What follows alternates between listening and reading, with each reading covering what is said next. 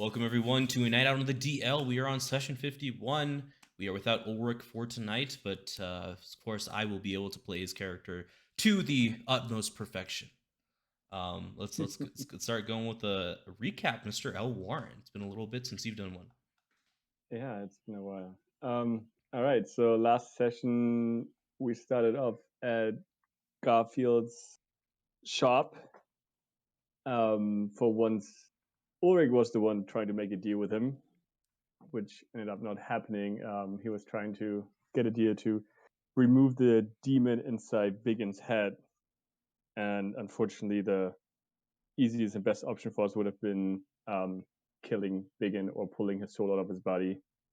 The other options would have been for BigYin to accept whatever the demon wants inside of his head, or to beat him in like a battle of wits. I guess that's what we called it.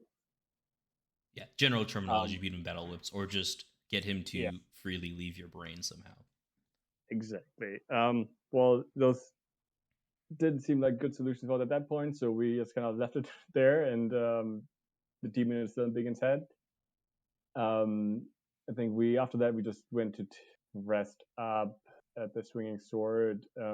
We found about this Druid Gathering the next morning. Well, we noticed a bunch of druids around.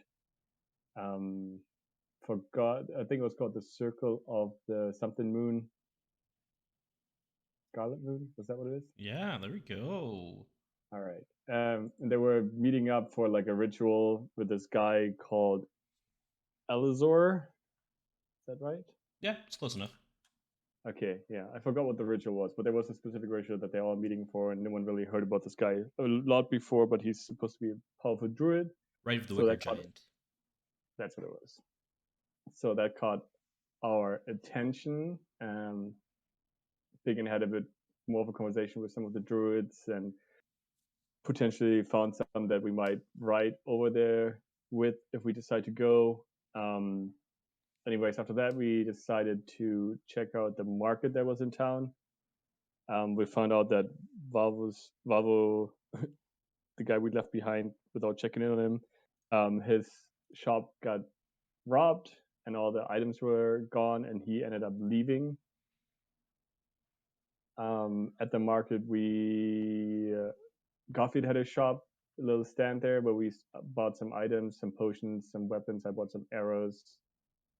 Then somehow we managed to piss off Garfield, and he left. But I think we can probably iron that situation out eventually. After all that, while we were at the market, Ulrich went back to the swing store to check in on Valivoe. That's where we left him when we left town last time. That's where he got the information that he left and everything. But he was offered to buy the shop, but he was more interested in investigating what happened and who may have stolen stuff. So after the market, we all ended up going over to Valivoe's shop. We were able to identify 4 humanoids possibly being in there. They also destroyed the summoning circle of the basement. We didn't really get much more information other than that there were 4 of them. And I think at the end of the session, we went by that armor shop. I forgot his name. You can help me. Cantor. If you Cantor. scroll down on the map, the smithy Oh, there is it is. There he is. Yeah, that's where we stopped by at the end. Kind of got all our gear in shape, and I got a couple more little arrows from him. And at the end, yeah, and then the last thing that wasn't part of the session, but we all leveled up. That was about it. Yeah, now you guys are all level 7. What a wild and crazy experience. Cool. So yeah, so it is roughly we'll say 4 o'clock, 5 o'clock now. It's about dinner time. You guys have been hanging on the swing sword kind of for the afternoon, resting up, waiting for your morning travels to head over to the Druid Circle with your 4 Druid friends. Your 4 Druid friends are kind of hanging out. Trey, Longfinger, Luke, and Daggerman are just kind of hanging out over here. You know what? I will be a wonderful DM and actually toss their tokens on there. How about that? Nice.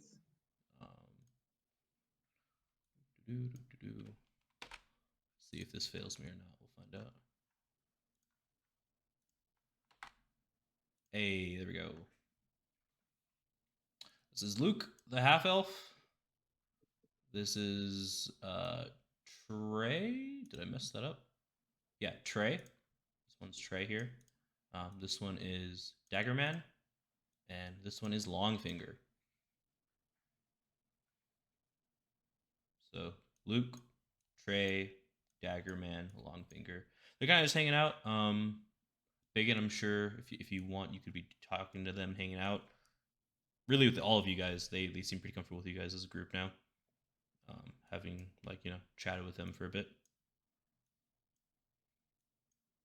They're just they're drinking, they're eating, having a good night, getting ready to probably sleep a little early so they can hit the road early. With they kind of inform you the weather's been kind of wonky recently. Has not been ideal, to say the least. So they want to be able to get as early of a start as possible to avoid kind of any of that rain or any whatever weird kind of weather conditions they've been having recently. Hello. Actually, DM, I would like to inquire of a couple things of them. Sure. First, gentlemen, as we'll be traveling together, we actually have a very nicely appointed cart. Ooh. Would you like to travel with it? Would you care to travel in our cart? If you guys have space, that would be lovely. Yeah, we can fit them, It- right, DM? Yeah. It's a big cart. Yeah, it's a pretty big cart. You guys show space. Yeah. It'll probably be a little bit slower because it'll be probably a full cart. But yeah, I mean, aside from Our that, poor I mean, horses might be a little slower due to the expanded party, but it should get us there, no problem. Additionally, one other question. Do any of you have experience with a Lugaroo? Lugaroo. They all kind of look at each other, confused. No, what's that? Think of it as a werewolf on steroids. Maybe the progenitor of werewolves, you might say. A being that was cursed and from which can make other werewolves. No, never heard one of those before. Maybe not even from our representative of up north. That's where the Lugaroo was said to have been before. Well, I just recently started my Druidic journey. I was stuck in the books in Neverwinter. My parents were they really wanted me to become a merchant, and I just nature always called to me. I That's don't know. fair. So I just needed to get out. So I didn't. No, I never really never went there. I found a cool trapper who taught me some things, and here I am. Now I'm going to this Rite of the Wicker Giant to maybe get some powers or something. I don't know. Very well. I appreciate the information. When would you like to? When would you gentlemen like to leave? Oh, crack it dawn. We got a couple days before the festival starts, but earlier we get there, the more time we can kind of hang out, meet other druids, relax, and then get the party started, right? Very well. If you'll excuse me, I'll go and make some preparations. Sure. I'll wander off, and I'd like to talk to the owner of the pub landlady, Yeah, Kalisa. Yep. Kalisa. Hey, BigYin, what can I do for you?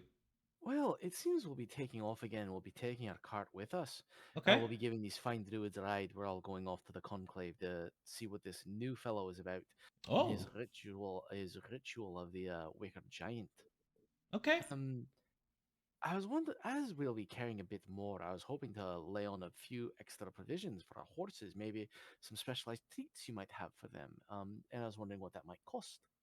Oh, yeah, you got 4 horses. Let's just call it like a gold for maybe 10 days worth of stuff for them. Very well. And I hand her the coin. Yeah. I'll make sure I'll- Ron stocks your card up with everything you need for that. Right, I'm just going to go out there and have a wee word with the horses and talk with your lad and tell him how much I appreciate for his fine work with keeping our animals fresh and healthy. Cool. So we'll put a Your work and care has always been appreciated, Kalisa. You've been very good to us, and we sweet. appreciate it. Cool. Yeah. So we'll put a pause on you, and then does anybody else want to do anything while BigYin is talking to Kalisa or and heading over to the horses? I don't really want to do anything, but just did we ever talk about how far away this event is? Do we know Yeah, that right here. now? Or? So we can go back to the map. So originally, when they were talking to you guys, they had pulled out a map and showed only BigYin, to be fair. Okay. Or let's not use this map. This map's gonna be awkward to do. Well, let's just say I'm asking Big then right now, like since he's next to me. When they pointed out on the map, it was over here. Oh, in the mountains. Yeah. So it's going to take you guys a bit just getting through. Like you have to go through the path and then kind of go through the mountains. Okay. Anything else? Anybody got any questions or anything they want to do specifically? I think I'm just gonna head upstairs, check out my new arrows I got, and then eventually I think I'm gonna have a small chat with my father, but we can get to that later. Okay, cool. As you're preparing to leave, Tantor comes in with the 10 arrows that he built out for you, the barbed arrows. He's like, "Oh, excellent! I caught you." Yeah, I was able to make 10.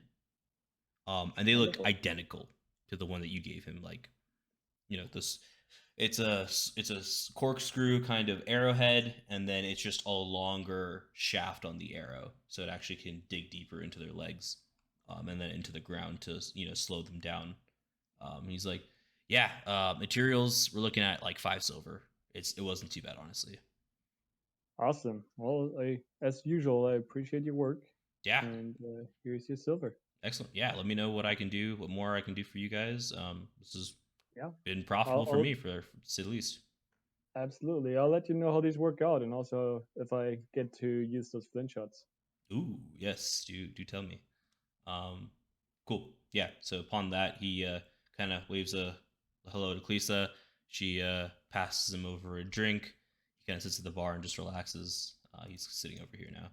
He's just relaxing at the bar now, having brought over this stuff. He's like, I only get to have one of these a week.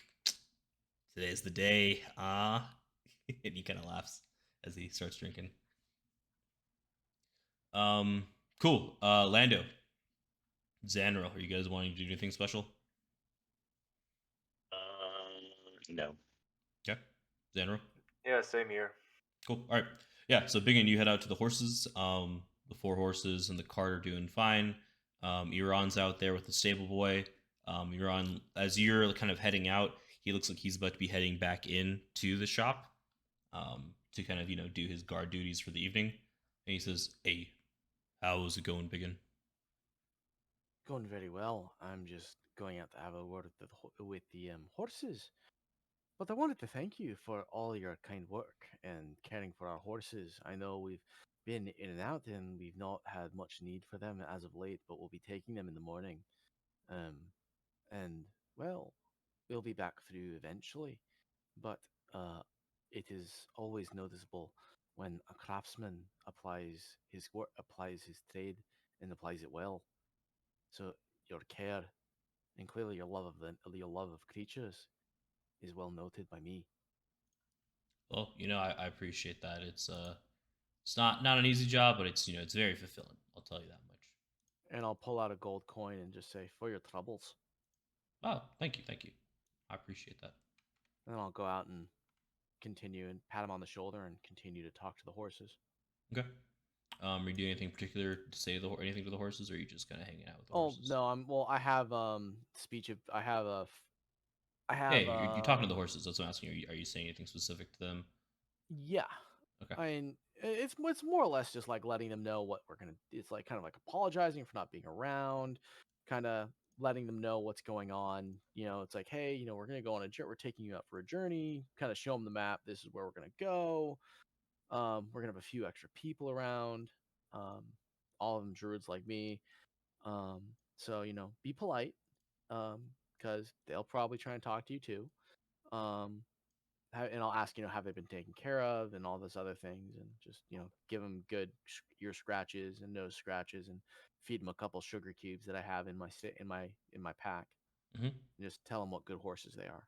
Cool. And as you're kind of saying, like, we're going on a trip, they're like, hey, brother, I've been waiting for you to tell me that we're going on a trip. Ooh, boys, we're going on a trip. You guys ready? And you see all of the horses kind of like neigh and like nicker, and like they start trotting a little bit to like warm themselves up. They're like, when are we going, boss? When we heading out? Yeah, not until the morning, lads. It'll be fine. Oh, Relax. They'll burn the works tomorrow, but you'll be carrying 4 extra people on top of us. It'll be a wee bit of a job. are they your size or smaller? A mix.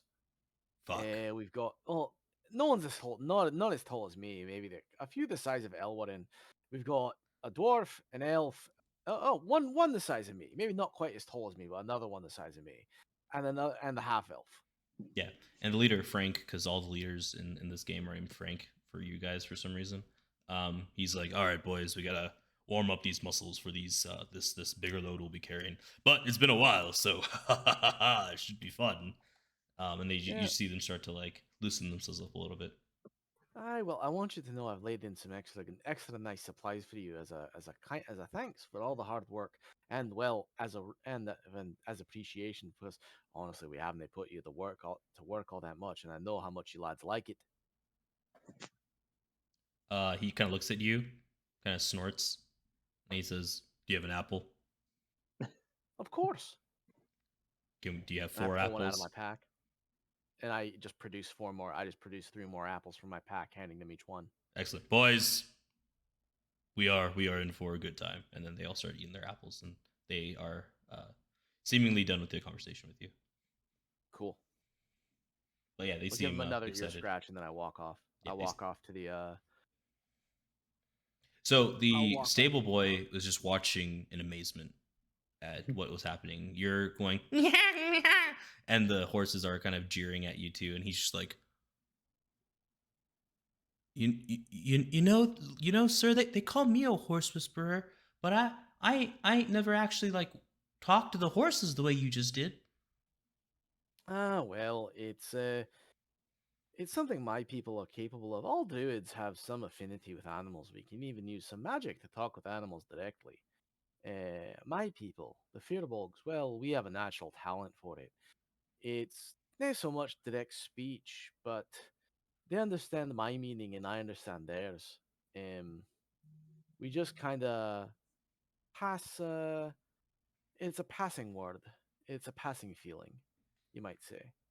Because just for clarification, DM, it's speech of beast and I use speech of beast and leaf, so not like communicate with animal. I didn't use a spell slot, so it was you have the ability to communicate in a limited manner with beasts and plants. They can understand your meaning in words, though I have no special ability to understand them in return.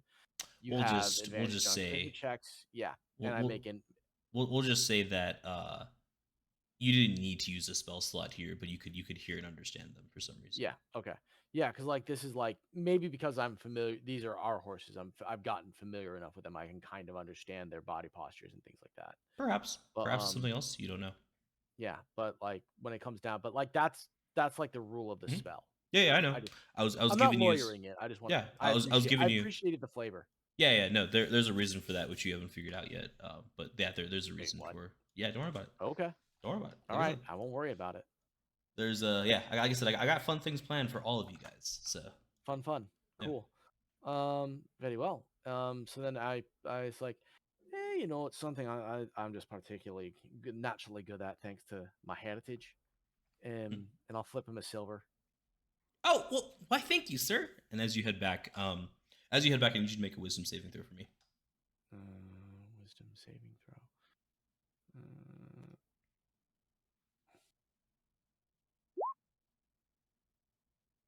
Okay, cool. Nothing. You feel nothing. Cool. Yeah, that was it. Anybody else want to do anything before you guys turn in for the night? Take that silence as a no. Cool. So all 4 of you guys plus Ulrich head to your rooms. Ulrich had been talking to these gents about like kind of how the traveling strategy was going to be, and kind of setting up an idea of like what their capabilities are. These guys are just kind of fairly low level druids. They're mostly good for their healing magic. They don't seem to have too much combat prowess, but they seem to be fairly capable at healing people.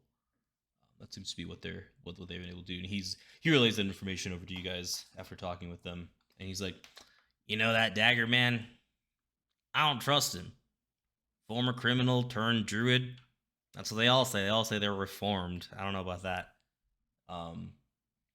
That's my best Ulrich impression for how that conversation probably would have gone. But well, yeah. Anyways, cool. Yeah. So you guys all head to sleep. Lando. As you go to sleep, you feel the weapon that you received from Garfield start to hum, and warmth spreads throughout your body. And as you fall asleep, I don't remember what's it called. Well, you'll find out shortly.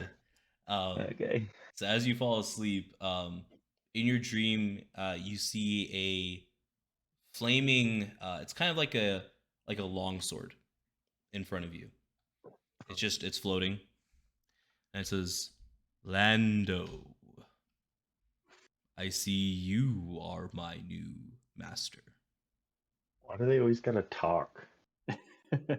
This is the Why is first that weapon that's like- talked to you, for what it's worth. I know, but like, why is that just like the trope, though? You know, like why? Yeah, all right. Let's hear what she's got. You must name me, good sir, before I can become a weapon you want in this life.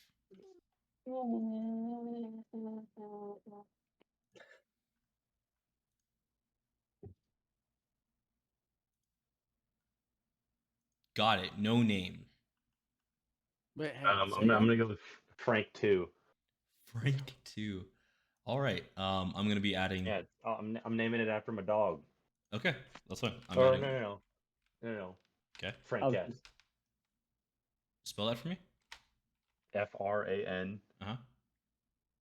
CHETTE. Okay. Franchette. Interesting. No, Frankette. Okay, Frankette, got it. Yeah.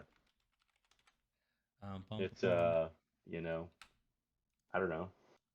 I guess they spell like a franc, but that has an umlaut, right? Or it's got the two little dots above the A.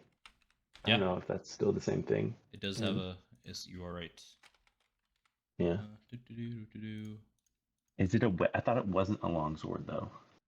So as you're talking, he's like, Franchette, and his the sword's body begins to change, and it seems to be morphing into a variety of different weapons. It's a war flail. Yeah. So it turns out to be after kind of talking with you and kind of finding out what you want out of a weapon, you kind of say, like, I want something that I can hit things kind of far away from, but I still want to be able to hold it in my hands. And like, it would be kind of cool if you did like fire damage to go along with my fire, stuff like that. You keep talking about. Yeah, and you do that, right? Like with your hands as you're talking, you're like fire, and then your hands light up, and he's just like, excellent. I'm so glad to be working with you. Link. I think that's what I got it from. I'm so glad to be working with you for this. No. This will be quite wonderful. And he turns into a two-handed war flail. Doesn't it also get another? Oh, am I gonna have to like roll another D4 every time I attack? I added it to your character sheet now. No, to do the second. I added. Oh no, so that second thing we talked about is now gone. There's no need for your bonus action stuff. It's just an extra 1d4 fire damage every time you hit. So I don't get the second 1d4 where I hit with the end of it. That's I guess let me add that as like a second. That's a polearm master thing, though, right? But you haven't gotten to that yet. Yeah. So this is where you're at with Franchette. Cool. Thus far. But yeah, so it is now a war flail, two-handed weapons. Franchette, sorry, Frankette. Frankette. You say it however you're going to say it. I'm not going to. I'm going to keep butchering it. Yes, I got it. But the way that it's spelled makes me think of Franchette, like a yes. It's a cuss sound. Yeah, it's a cuss sound. Yeah. So this is a two-handed weapon. So you will not be able to wear your shield. Yep. But yeah, and so it does 1d10 damage and then an extra 1d4 on every hit of fire damage. Yeah. And that's for both of my double attacks too. Yep. Cool. There we go. And it is a magical weapon because it's talking to you. And he says, "Oh, you would like to learn how to use first me?" roll on that one. That's Oh, it's terrible. good thing you're not fighting anything. This is all happening in your No. dream, which is why you didn't get Polar Master yet. Yeah. Ooh, bad damage. Not great. Not great. It's actually not terrible. 4? 9. Oh, Yeah. it's fire. Yeah, 4 plus the That's 2 on 11. fire. Yeah, it's not bad. Oh, and I'm not even raging. So that's an opportunity for another 8. So that's a shit hit, and it's still 19. All right, we're gonna fuck shit up. So yeah, and he's just kind of explaining how to use him and kind of how to like channel your fire power into him, which is what's causing the extra 1d4 per hit. Yeah. And he's just like, oh, once you fully know how to utilize It's a me. she. I think I'm gonna go with a she. Frank Cat's not a dude name. Got it. So the voice changes into, once you learn how to use me, Right this in the will middle. be. Yes, it's a gender neutral, gender fluid weapon. Yep. She's like, yes, once we train a little bit more, I'm sure I can get you to learn how to bash me with the back of myself. Ooh, lots of fire damage ready for me. Let's go. Whoa, what kind of what are you, okay. You're gonna bash people with the back of it with your Polar Master feat. That's how that works. Yep. So she's just excited to like sear people because it's gonna be like a think of like a branding instrument when like they brand people. It's gonna be similar to that. So it's not gonna be bludgeoning damage. It's gonna be fire damage actually when you hit them in the back because flames are gonna shoot out as you hit them. It'll be the same amount of damage. I think it's like 1d6 or whatever. I can't. We'll figure it. We'll look at it later. But it's just gonna be fire damage instead of bludgeoning. Oh, when I swing with the other side. Yep. Okay. So yeah.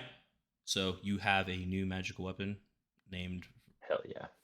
Frankette. I'm going to say Franchette every single time I see it. So I'll just let you. I'll correct you every time. Yeah, and you will, and it's just gonna be the new way of life.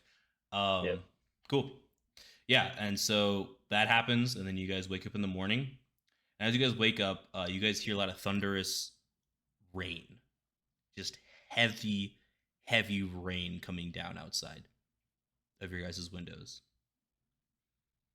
Lots of thundering, lots of lightning strikes. You guys can kind of hear the thunder. And as you guys look at the window, you can see lightning striking pretty far off into the distance. Not anywhere close by, but it's definitely striking in different spots right now. And it is in a heavy downpour. No signs of this coming at all before you guys had gone to sleep. Just new heavy downpour.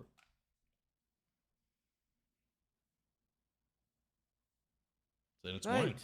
Well, good morning, everyone. I'll go out. Let me go outside and make sure the horse and cart are ready. And I'll go out and check and see if our horse and cart are saddled. And if the horses are all tied, are all hitched up, and the covers on the cart, and we're all ready to go. Yeah. So as you head outside, Iran looks at you and says, "Boy, are you taking this horse and cart out? We are. You do know that if it's raining like this, it's going to be very slow. Like you might get stuck a few times, have to push the cart out of some mud, some ditches. Are you sure? Like with rain like this." Aye, well, the rest of the fellows, the druids, all seem very keen on doing this. Let me go talk to the lads. I'll go back and talk to everyone. I'll be like, right, Sure. well, the conditions are not very conducive for traveling by cart. It'll be slower. The cart may get stuck, especially with all of us in it. We could possibly take it, though we'd have to walk a wee bit, and that would we'd be going at a humanoid walking pace instead of the horses pulling pace. We could rotate in and out of the cart and take turns getting dry, unless one of you laddies has the ability to maybe rainproof us or has a way of magically preventing the cart from getting stuck. I have no experience with that, but we may want to delay our travels till the storm is done. You know, That's not ideal. I obviously prefer not to have to run around in the rain. But if the rain doesn't stop, we're gonna miss it, right? If we don't leave today, we have to walk. It'll suck. Um, but I mean, if we leave tomorrow and it's still raining, or some other wild weather condition that's been happening out here happens, we're gonna miss it. That's a fair point. So we'll be leaving today. We'll just have to walk, I guess. I mean, that's what we were gonna do originally before we met y'all. Um, but yeah, I mean, gotta get there somehow. It's up to you guys. I mean, you guys are more than welcome to take your cart tomorrow if that's what you want to do. What do But you yeah. lads think? What does Ulrich? Ulrich, what do you think? Well, must be some kind of magic afoot. I bet I pissed off Garfield. He's just making shit rain now. I don't know, guys. I talked to Kalisa this morning. She said this is not the first time new fucking weather happened like this. But I think we just gotta walk. I mean, we could try to take the horse in the cart. It'll be slower. But if it stops raining tomorrow and the roads are dry for somehow, we'll catch up and we'll get there. It's just, are we gambling on the magic that's causing this issue to be done with? I don't know. Is this I'm magical? fine I'm walking guessing with- this is magical. I actually let me go. Well, let me go see. I'll go outside and step into the rain. Being a druid, I'm not exactly bothered by rain. Mm-hmm. I want to do. I want to check to see if I can sense any magic in the water. Cool. Go for it. Roll Arcana check.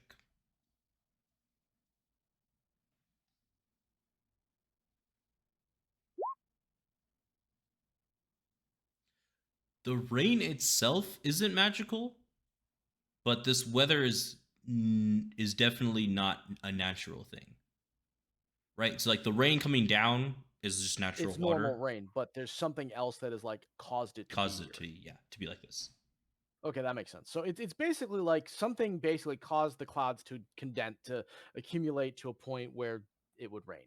Mhm. And I'll go back inside, and I was like, well, it's certainly the water itself is water. The rain, magical. There seems to be there's a whiff of magic about it. That something caused the clouds to form enough to where they would cause a downpour. My thinking is this. We rotate in and out of the cart to get dry, so none of us get so soaked that we catch It's an cold that we open. get sick. It's an open It cart. has a all carts have a cover. All carts have the ability to be covered. They usually have like a U kind of shaped Yeah, a hoop bow, system. but this one doesn't. This one was just an open cart when you purchased it. Oh shit. Right. Well, So you could we'll- technically cover it, right? But you just won't be like, you'll be laying down and covered, if that makes sense, right?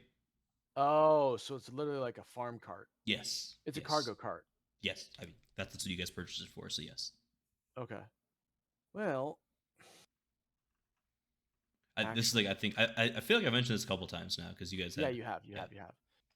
We 'Cause could that's why- actually. That's why put you a slept tent on underneath the it. cart one day. You slept underneath the cart because you're like, well, is there a cover? I said no. Like, okay, well, I'm sleeping under the cart in case it rains. Yeah, would it be possible to pitch a tent over it, like to actually like rig the tent over the top of it, like using some of the tent poles and rope? Yeah, if you guys spent maybe an hour, you guys could with enough supplies that you guys just have between the 4 of you or 5 of you, you guys would be able to do something about that, yeah. It would Elwarin, not what do you think? be super stable, right? Like a strong gust of wind might blow it off, but like it would do without like strong heavy winds. And what's the wind like outside? Not too bad. It's gusting maybe 5 to 10 miles per hour. But it's not like you feel like you could fasten the kind of tent, like almost a U cover out of your tent materials, without it caving in. But maybe if it hit 20 to 30, that's when it would start being a problem. Elwarin, come outside, help me. We'll rig my tent up onto the cart as an awning. All right. Give us a moment, lads. Yeah, so Ulrich will help you guys out with that. Lando, Zanril, do you guys want to be helping out?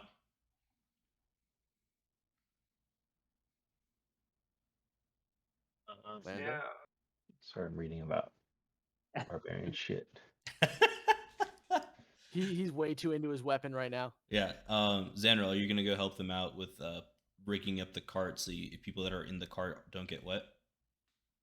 I'll do that. Okay, Lando, you can help them out. Are you too busy with Frank Etta? Frankette? Frankette, yes, there we go. Frankette, yes. It's not that hard. I'm thinking about it like the something ets. There's another group called something ets. Rockettes? Rockettes or the chipmunkettes, whatever. I don't know how the girl version of that was. Are you thinking of the Chippendales? It's the Rockettes, No. dude. Come on. No, like the chipmunks, the cartoon. Alvin and the Chipmunks? Yeah, so there was a female, they had like a girl version of them also. I think they're called the Chipettes. Wouldn't she have also been the Chipmunk? Yeah, I think they were called the Chipettes though. Is what I was trying to say. So I got to think about it like that. Yeah, that's a play on the Frankette. Rocket. Yeah, so Frankette, Rockette. Yeah, I'll have to remember it that way. Yeah. Yeah, it's just spelled a little, a little more flavor. Sure. With Yeah. PH. Yeah. Sure. Maybe. Okay. Anyways, are you helping them out with the tent? You can help keep them dry with your fire. I'm not. Okay. So the four of you go out there. It takes you guys about an hour, and you guys feel like you guys have a good setup. There's no need to roll like checks for this. There's four of you guys out there doing this, with Elwarin's kind of innate knowledge and how to set things up outside in nature and just setting things up in general. It goes by pretty quickly.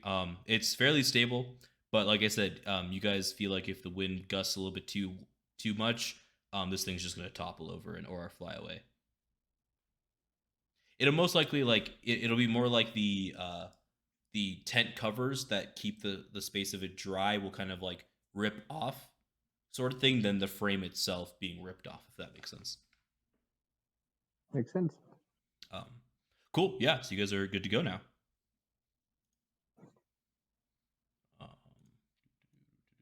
I have changed this map so many times with the differing like weather conditions that have been happening, and then y'all just keep finding ways to make sure the cart is there or isn't there. It's been wild. Yeah, so you guys are off, I'm guessing, with the rain kind of at your backs. Sounds good. Yeah.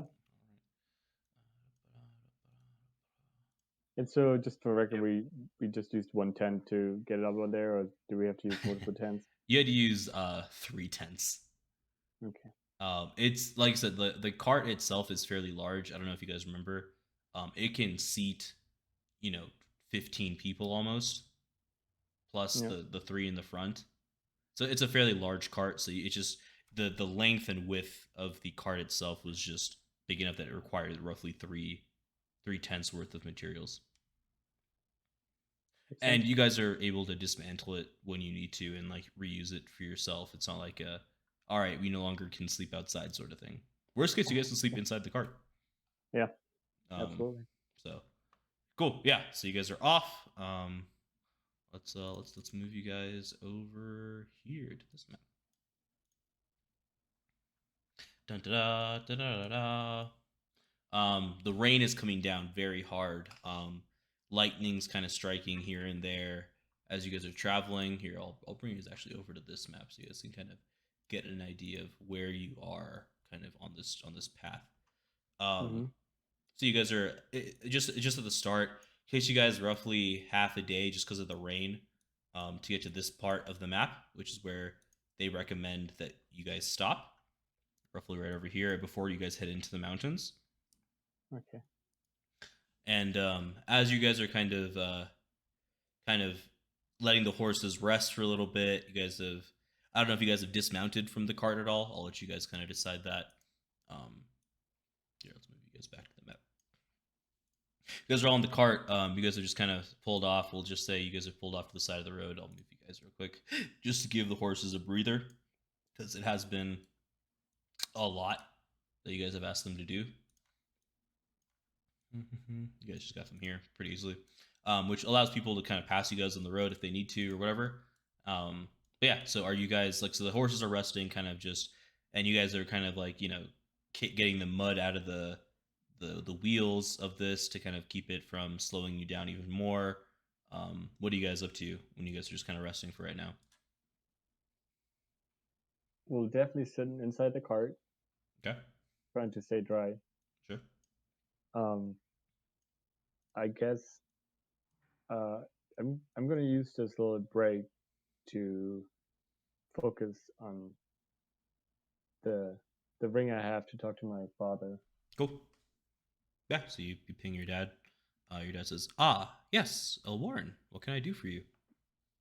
I we are on our way to this Druid Gathering, and I thought I'd talk to you about it since we're not really sure what we're getting ourselves into. What's it called? Well, it's the Circle of the Scarlet Moon. That's new. Haven't heard of that one before. Okay, and no, I forgot what the ritual was again. Something Ritual with of the Wicker Giant. Rite of the Wicker Giant. Rite of the Wicker Giant. It's the ritual that this Elizar is doing. Apparently, so pretty strong druid that's been coming out recently or something. No one has really heard of him before. Yeah, so I've heard the name Elizar before. Just a variety of our druids, kind of in our Emerald Enclave network, have kind of talked about him, and they mentioned that he was hosting this Rite of the Wicker Giant. But I'd never heard of it until they mentioned it to me. I mean, I don't have the time to go. Are you guys going? Well, we are kind of on our way right now, yeah. Okay. Like I said, I've never heard of it, so you do. I guess just it could be real, right? I'm not saying I know everything for sure. Absolutely. But it may not be, right? And it might be some kind of trap or some kind of trick to kidnap people, or there's a variety of things people do. I mean, it could just be a front for like you give them money to get in, then they do this like fake little ritual thing. They're like, "Oh yes, the land has been cleansed," and they leave, and then they're rich because they took like hundreds of people's money, right? Okay. Could be So that. those are like common traps that they do for these kinds of events, or like it happened in the past. I would say before the wars, it was a little bit more prevalent.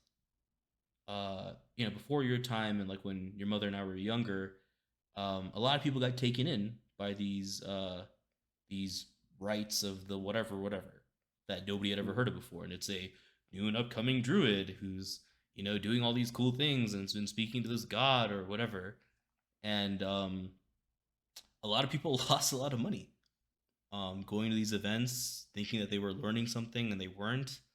So just stay on your toes, I guess. I mean, maybe it'll be something awesome and you can, and I'll have missed out on it, but I'm a little busy with your mom. Oh, Wee Jock hasn't found you guys yet, has he? No, he hasn't. He has not, no.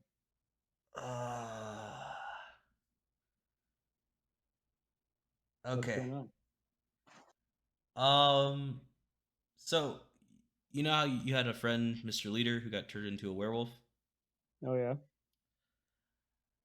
And you know how he was staying with those magical wolves that BigYin had sent over here? Mm-hmm. Somewhere in the cave. Yeah, so BigYin, you're not on this call. This is just okay. Sorry, I'm just paying Father. attention. Yeah, you're good. I just wanted to make sure, like, this will be something that Elwarin will have to relate to you afterwards, or he'll tell you to call his dad, then you can get the information that way. Most of the wolves are dead. There was some kind of fight.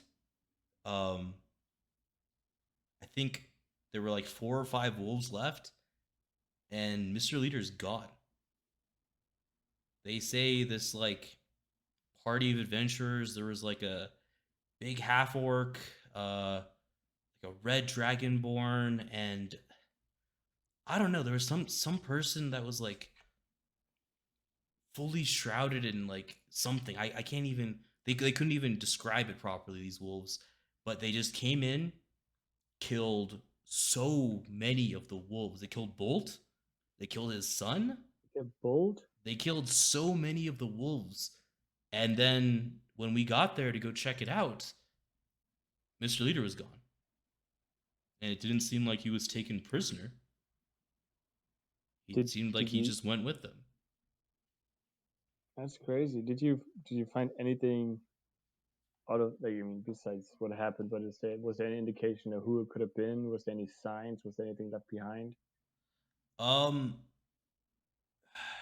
lot of magic happened there, and not like wolf, like this kind of like wolf mystical magic.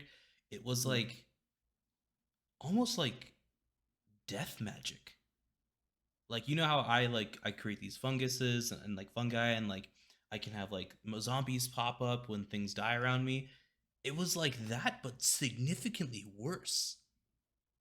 Ooh. Like, instead of them repopulating it with fungi, it was the fungi eating them from the inside that killed them. I'd never seen anything like that before. That does not sound good. So just, this might be an odd question, but did you happen to see any like summoning or teleportation circles around there in that area? No, it just seemed to have walked out. We did see a really big footprint though that seemed to have come afterwards, like it was trailing them. Big footprint. How big are we talking?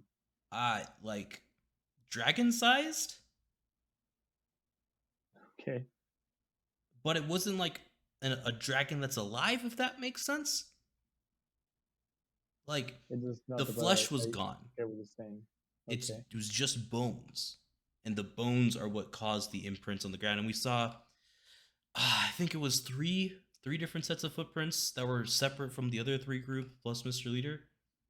They came, like I said, way after, and they they helped bury some of the bodies of the wolves. Though some of the wolves' bodies were gone. Huh. I think we might have a necromancer back. Sounds like it.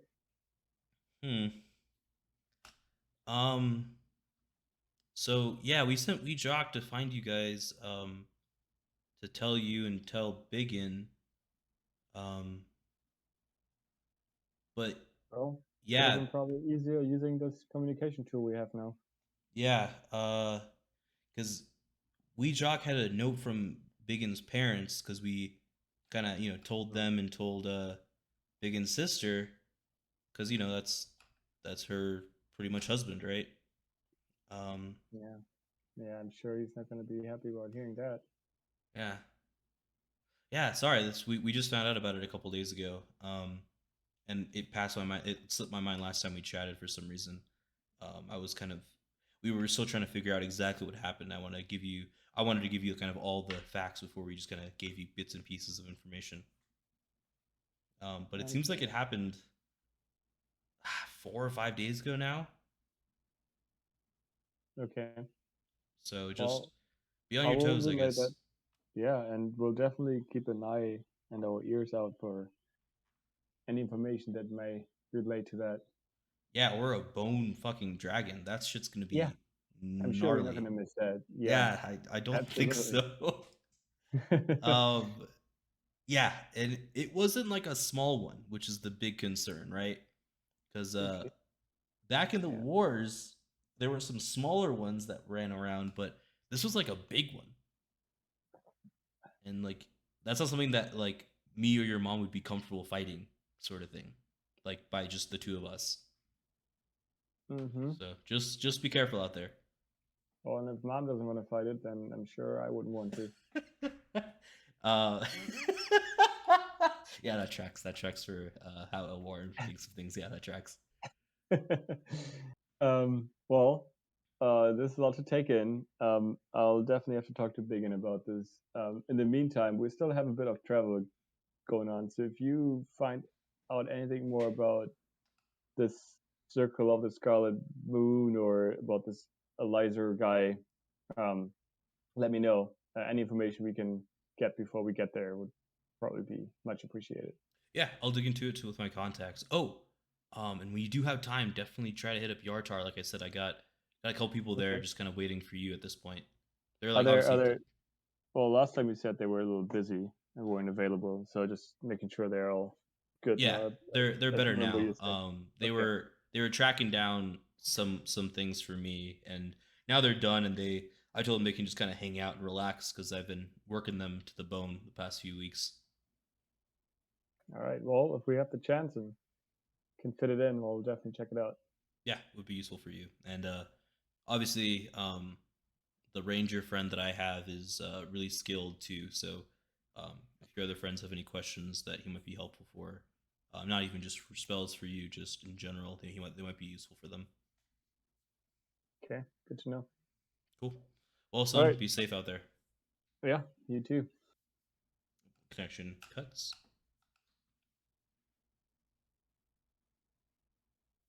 Guess I just look around the card and You see the four druids that are just like, whoa, what happened there? He was like sitting so quietly. It's so weird. It's us elves. We like to meditate and just that's the way of relaxation for me. So the Trey, the elf over here, is like, yeah, man, I feel you on that. I usually do that at night, but I get it. You know, where it's raining outside, the sound of the water just rattling on this. Yeah, it's very soothing. I get it. Yeah, definitely can recommend it. I'll probably go back to it, and after I say that, I'll ping BigYin. Sure. BigYin, you get pinged on your ring.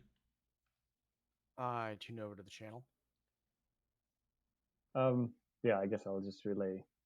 I'm not going to repeat all of it, so I'll just relay the information I got to BigYin. But just ask him to stay calm and just don't freak out about it. And as the information is getting relayed, BigYin needs to make a wisdom saving throw for me. Oh dear, not another one of those. This is for something else, not for what you think of. But, yeah.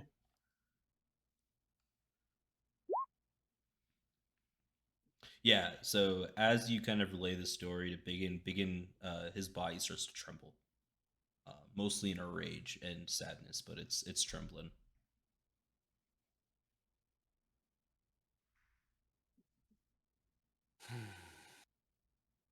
Really could have used that 20. Well, I mean, maybe that would have made you ice cold. Well, and my voice gets gruffer. Like my emotions are probably transmitting through the ring. Right. Elwarin? You're right.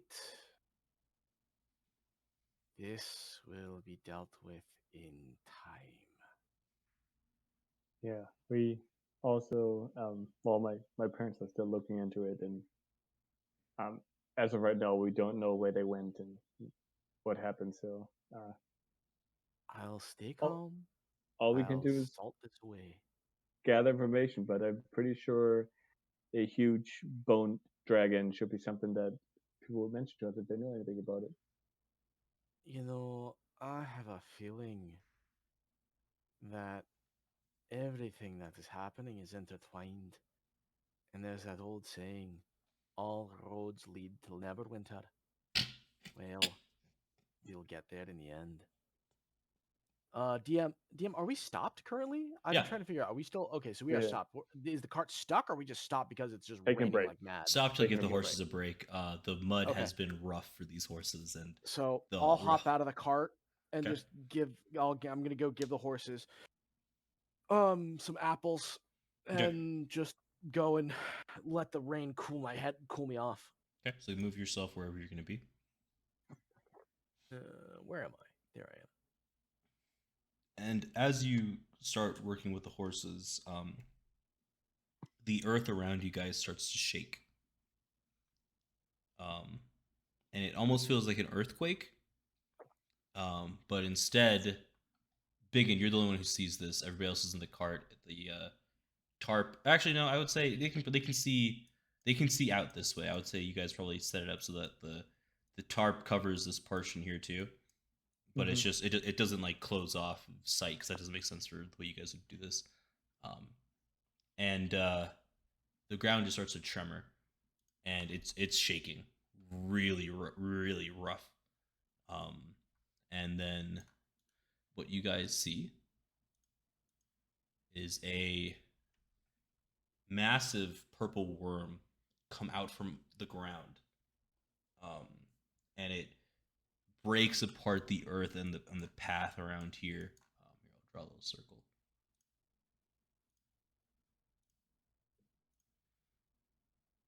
The terrain here is all sorts of fucked.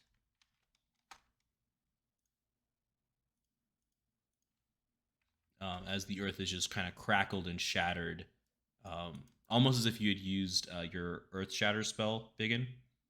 But you can tell it's just the worm having dug its way into the ground and finally popping its head up.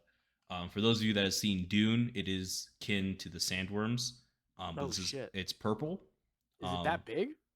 It's this big. Okay. So it's a giant creature. I think this is gigantic. Or let me see. Sorry. So the giant is riding it. So yes.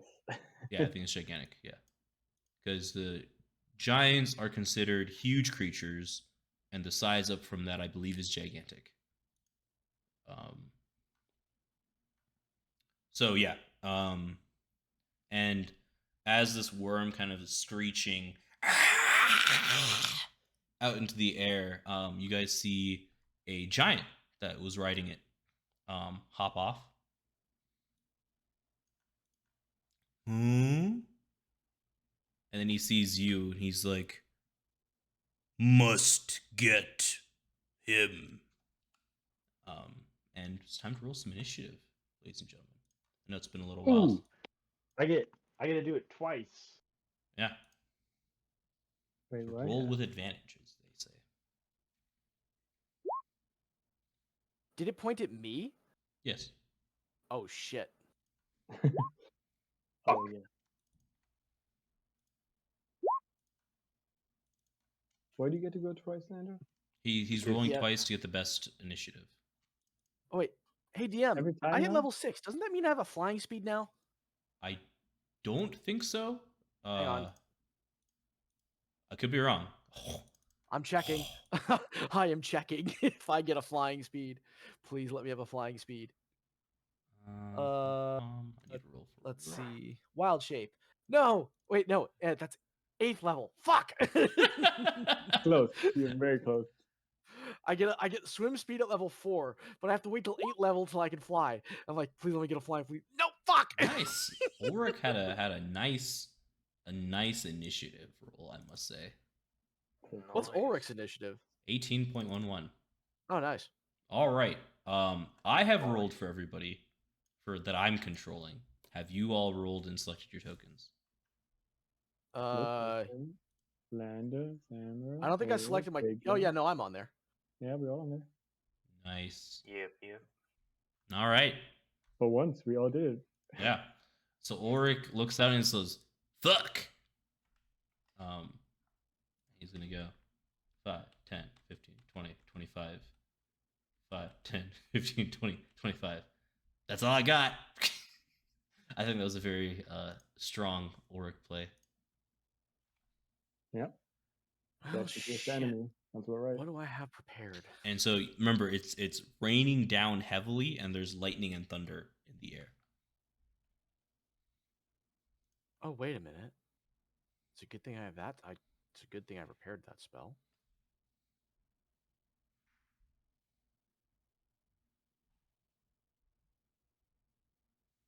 Okay. Am I? It shouldn't Ulrich be going first instead of me? He did. He And moved. went. He Oh, was okay. at the back of the cart, and now he's in front of the horses. Are we running away? Have we decided? Are we gonna run away?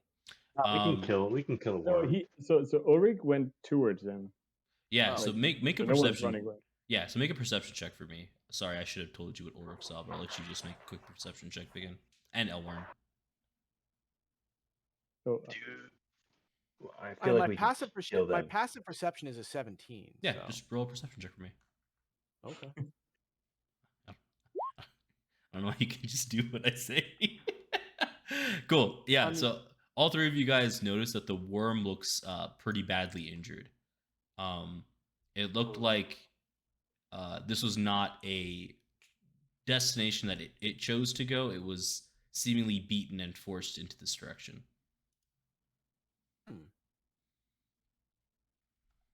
So it's not a full HP worm for metagaming sakes. Is it sentient enough for me to talk to potentially? No comment. You don't know. This is your first time seeing a purple worm. You guys have heard stories of worms and their devastation they wreak, but you guys have never seen them in person, I would say. Oh, I am sorely tempted to talk to it now. Sure. Sure. Yeah, you try. Okay. Just out of curiosity, for like future like gaming purposes, what's its CR? You don't need to worry about that. But what if I eventually want to turn into a purple worm? You will not be able to. So it's beyond any CR that I will ever possibly A reach. worm. It's not a beast, is why I say that. Oh, you're right. It's not a beast. So never mind. It is I a can't turn- gargantuan monstrosity. Yep. Okay. Never mind. I can't Cool. turn into it. Doesn't matter what its CR is. Yeah. Oh, So, it's got some nice attacks. I would Then- recommend you don't look at it because I have manipulated certain things in this, so it won't be the same that what you're seeing. Okay, Oh, DM. So if okay. it's my turn, Who's coming? I'm going to focus on the orc or the ogre. That's a giant. The giant. I'm gonna focus on that fucker. Okay. And I'm gonna use that level 3 spell slot. One of those new level 3 spell Just spots right I away. got. Maybe save that. Where's the counter? I Yeah, have 3 of them. I know, but Well, let's well, just test the Nice. waters a little here. Come on, Let let's it- just not go But straight it's balls to raining the and wall. there's lightning already. I can use call lightning on it. And Yeah, can. but let's see what our new homies can do. They look like they can do some damage. Like I think that's something that we learned last time, that we need to No. slow our roll. So Ulrich told you guys this last night when he was talking to them. Your new homies are good at healing, and that's really about it. Oh, cool. They can cast some healing spells, and that's really all they're good for. Why the fuck slaves. do we have 4 of them? One for each. Hey, how big is that? How much of that ogre's axe is metal, and is it touching? How much metal does he have on him? He's got some metal on his like chain shirt. It's not an ogre, like I said. It's a giant. The giant. Okay, so how big is that? How much of that chain shirt is touching him? I'd say most of it. All right, then instead of doing what I wanted to do first, I'm going to use a level 2 spell slot because I have. Do I only have 3 of those? I'll check later. And I'm going to cast the spell Heat Metal, focused on his chain shirt. Okay. Is there a save for that? It's a Constitution save, right? Constitution savings throw of 15. He fails, so he takes 8 fire damage, which is reduced by 4 because it's raining outside. Oh well. So that's 4 damage, and he will have disadvantage on all checks, all action, or it's like all ability checks and like actional checks and stuff like that. Oh, I'm because- completely fine with that. If he's Yeah. Even if he's taking half damage, having him get reduced saves is perfect. Yeah, he has disadvantage on like most checks now, and like attack rolls and stuff like that. Is that a concentration spell? It is. Okay. So, damn it. The next thing I want to do is also a concentration spell. So, never mind. So that's fine. We'll keep this going for now. Okay. Are you gonna move at all? And I'm going to. And what's the kinda distance on that move- spell? Is it 60 feet? Let me pull up the shirt. Let me pull up the sheet again.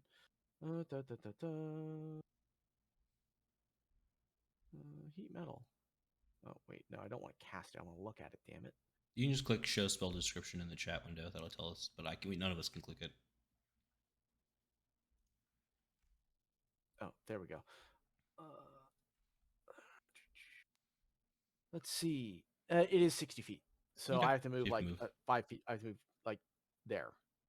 So I'll move like Yeah, I'll move to here, so Okay. I'm in range. Yeah, that's fine.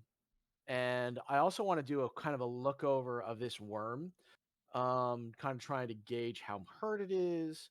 You know, trying to see if I can get any other kind of like naturey vibes off it to see if it's like antagonistic towards the ogre, or if it's loyal, or if it's just like a Giant. mindless beast.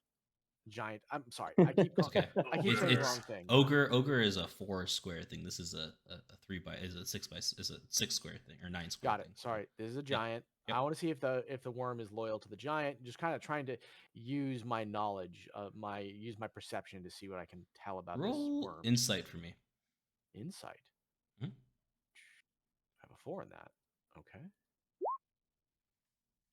Oof. Yeah, you're It not wasn't a quite 1. sure. Not quite sure. At least it wasn't a 1. True. Okay. I end my turn, DM. All right, Zanril. What is your game Okay, plan, dude? 1, 2, 3, 4, 5, 6. I'm gonna cast Eldritch Blast Mm-hmm. Which one? on the ogre. Giant. A giant. Someone keeps on calling it an ogre. The so giant I'm is going to gonna- kill all of you for besmirching its name right I was gonna say, if one of us dies, that's the reason why. now. That's Nice. the Yeah, first one. that's a hit. Oh, that's a crit. You don't crit. even need. You Oh, don't even. Yeah, you don't even need to do anything more. You can just crit. Let's go. okay. I guess I could do this or just do that once. Just roll the damage for that, and then you can do your Yeah. next set of rolls shortly. Say, why won't it let me do damage?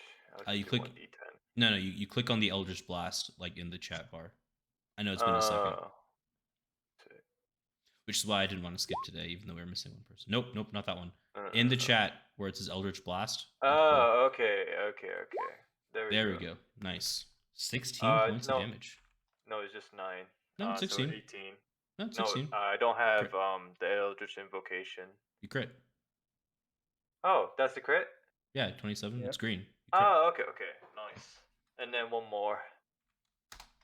Oh, that's the second one, actually. I guess I rolled it. Yeah, that hits.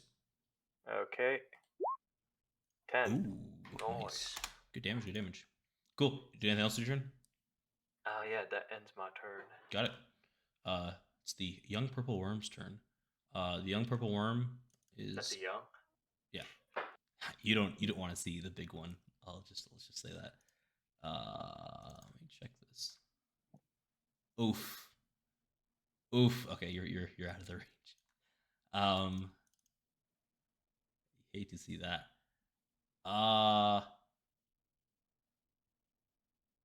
Interesting. Okay. It's going to rush to here. Oh wow, BigYin's dead. Just breaking up the earth as in its wake.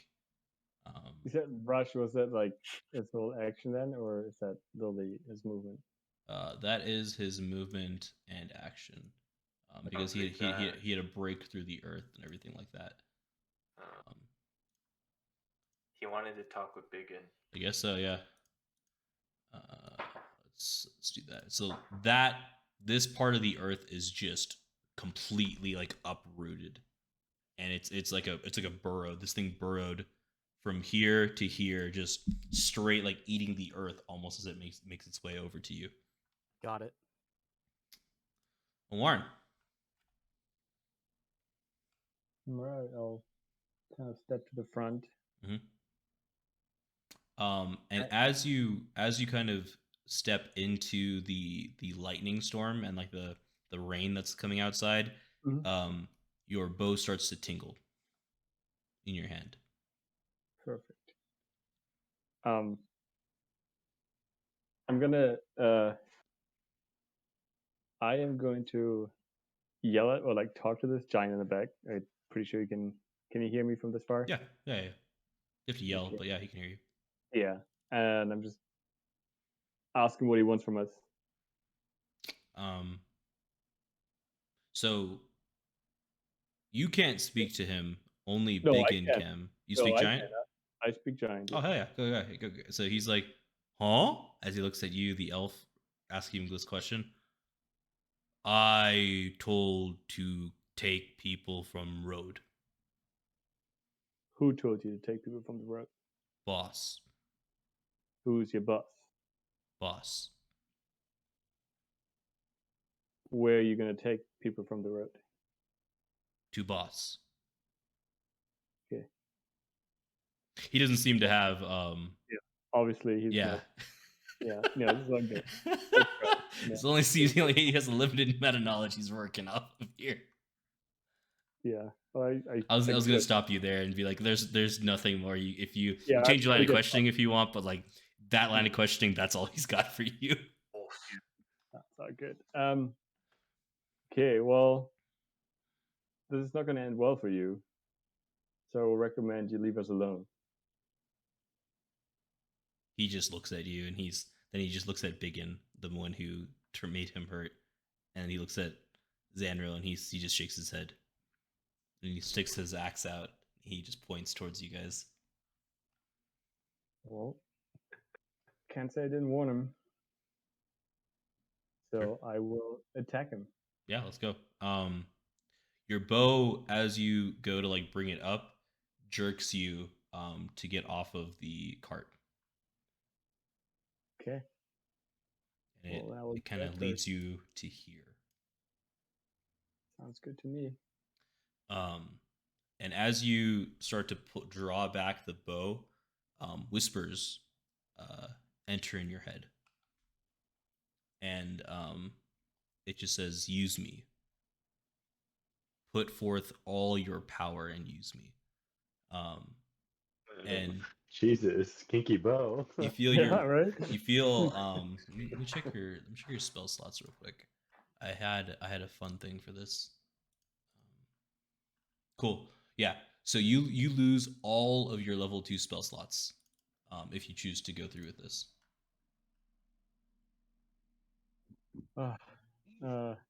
You can resist it. You can resist it, but that's it seems to be drawing the magical powers of your level 2 spell slots. Really excited about this right now, so I can't deny it. I Sure. have to find out what this is. Yeah. So I'll use. Yeah. It's okay. So you lose all 3 of your level 2 spell slots, and as you do, you feel a lightning bolt come from the sky and surge into your bow. It doesn't do damage to you at all. It surges into the bow, and your bow is now a full thing of lightning. And as you draw it back, a sun mode arrow pops out and it replaces the arrow that's in your hand. It seems like the lightning tendrils pulled the whatever regular arrow you had out and switched it with the sun mode arrow.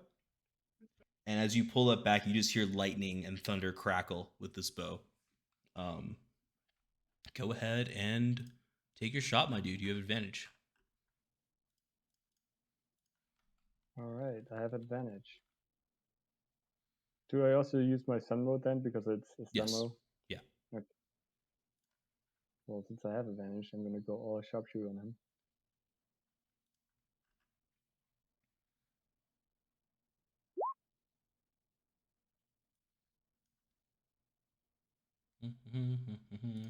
Which one are you shooting? Oh, the guy in the back. Okay, cool. The giant. So as you do, your sun mode arrow misses him, Okay. but a bolt of lightning comes out from when you release it, and it seems like all the lightning charge that you had from the bow itself kind of surges through along with your shot. And I need you to roll 10d6 lightning plus 2. Oh, wait, sorry. You get an additional +2 because it's lightning outside. That actually does hit. Cool. So roll your damage from that first, and then roll 10d6. So roll damage from what I. Yeah, roll your regular stormbow damage. Okay. So you can just click on the stormbow in the chat. Oh, okay. I just realized that I also. Okay. Okay, do it this way. Cool. So it deals 22 points of damage. And then you have this lightning bolt that just comes streaking through. So I need you to roll 10d6. Let's see if this is right. 36 damage. Cool. Alright. So as you do that, this lightning crackles as it hits the giant here, and lightning just shoots and hits this purple worm, and you deal 36 damage to both of them. And you feel a little drained from that shot. Mm-hmm. And That was your no. you see a new word get written onto the bow. It says Thunder God on there. It's like it seems like it was burned into it by the lightning. Okay. Cool. Yeah, you can shoot again. Obviously, there's no more like lightning and all the other BS that was happening with that. But you have another shot. So I just have like a regular shot. Advantage and everything is gone. No, that persists. Because it's I'm just saying the lightning portion of it is gone from the bow. Okay. But as you take the second shot, you still have that same kind of like aim for the energy from the bow is still radiating. It's just you don't get the extra lightning from it. Perfect. Yeah, because I did miss to use my sharpshooter in the first one. I didn't activate it, so I'm going to do it for the second one. Which is better because you would have missed. I know. Yeah, that's why I was like, oh, okay, we'll just say it. Yeah. Okay. Perfect. Here we go. Damn. You missed that one. That one's just a straight miss. I'll take the adversity token, I guess. Yeah. Okay, so do you want to use any adversity tokens for that? Oh no, I don't know. I don't think I have enough. That's fine. Yeah, you use one. You get an I would have adversity to use one. I said you get an adversity token. Okay, yeah, I was gonna say I probably need more than one. Yeah, you do need more than one. Yeah. Cool. Do anything else to your turn? No, just still shook and amazed. What happened? Yeah. And as you look at your hand, it's blackened but not injured, if that makes sense. Like where when you hold the bow out, where the kind of the sun mode arrow was resting and the lightning kind of shot through, your like thumb and your forefinger are blackened from just the shot itself. It's not hurt or anything like that, right? It's like almost like charcoal or like ash is on your hand. Okay, out of character. So that whole thing happening and that whole Thunder God inscription, does it have a long-term effect on my bow? We'll talk about that later. Okay. Yeah. Lando, it is your turn, good sir. Okay. I'm just gonna move. Okay. Right about. You can get to the worm in it, and like. No, I can't. You get to the worm and you just stand there menacingly. Yeah, that's like significantly less fun. Can I just take 2 to the face for no fucking reason? Yeah, I guess I'm just gonna go. I guess I can go right. I can't even go right there. I can go on the horse. That's you very could be useful. Yeah, I wouldn't say it's useful. You could be on the horse if you wanted to. Yeah, I'm gonna go right there. Okay. And I guess can I set the worm on fire? I think you have to be touching it, right? That's true. Never mind. Gonna rage. That's my no.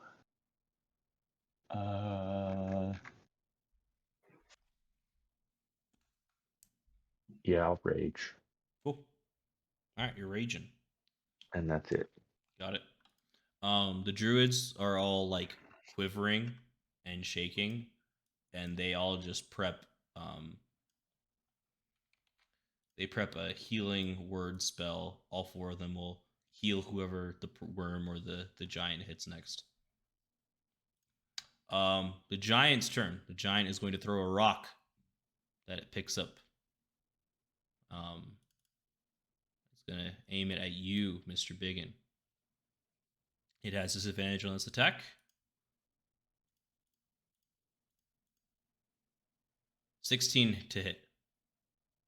16. I'm pretty sure that hits, but let me double check that. Yeah. Cool. Yeah, it does. You take 13 bludgeoning damage. And I need to roll a Constitution saving throw to see if the spell still stays active. Mm-hmm. it is dropped. Can I use adversity tokens on Constitution saving throws? No. Okay. Yeah, so take 13 damage. But when that happens, the spells go off to heal you. So you get 5 healing from one, 4 healing from the other. So you're fully back to full HP. Oh, cool. So Nice. this So one, he's just not burning anymore. this one, yeah. So those 3. So you get hit by a rock. It like you like get hit in the shoulder, and you're like, ah, and then you just feel you hear 3 different chants as magical energy pours into that arm that got kind of like popped out. It like pops back in, and it feels like nothing happened. But the rock Used to is this is wonderful. yeah, for the first time somebody's healing you instead of the other way around. And Oh, this is a novel experience. yeah, and the hill giant just looks and he goes, "Ah!" and he just yells, seeing that you're uninjured. Ulrich's turn. Ulrich is going to go here. He's going to attack the worm. And he's going to do his maneuvers here because he likes to do these things. He's going to do a goading attack. Superior die here. He's going to do a goading attack. Oh, first I have to hit the creature. He's going to attack with the thrower. 18 hits. When he does that, he's going to use his maneuvering attack. Or, sorry, goading attack to attempt to goad the worm into hitting him instead of other people. Okay, he deals 8 damage. Not a lot, but, you know, that's how it goes. Now the worm has to make a wisdom saving throw. Wisdom. It's not very wise, but it has a very high wisdom. Oh, it fails. So it has been goaded into fighting Ulrich. Disadvantage against hitting anybody else. And then he is going to say, "Hey, Elwarin." And use a maneuvering commander strike. Hey, Elwarin, do that lightning thing again. Okay. Who do you want me to hit? You know, I'll let you decide. You're the sharpshooter here. I'm gonna go for that giant again. Yeah. Do I still have advantage? No. My bow? Or no. And you get to add 5 damage when you hit. Nice. Look at me playing Ulrich. Well, I mean, I think that's just literally the best superiority die he's ever had. So yeah, so 19 hits. Or plus 2 is 21. Yeah, I'm gonna use one of my Stonebow charges. Okay. To add some damage to it since I'm hitting. Let's go. Nice. So that's 22 damage. God damn. This creature's not looking good. He's like, "Hey, good shot." And then he's like, he readies himself again with his shield and everything like that. BigYin, you are in melee range of the purple worm. Yeah. It has disadvantage to attack you, but yeah. Not exactly sure I like that. Mm-hmm. Spells.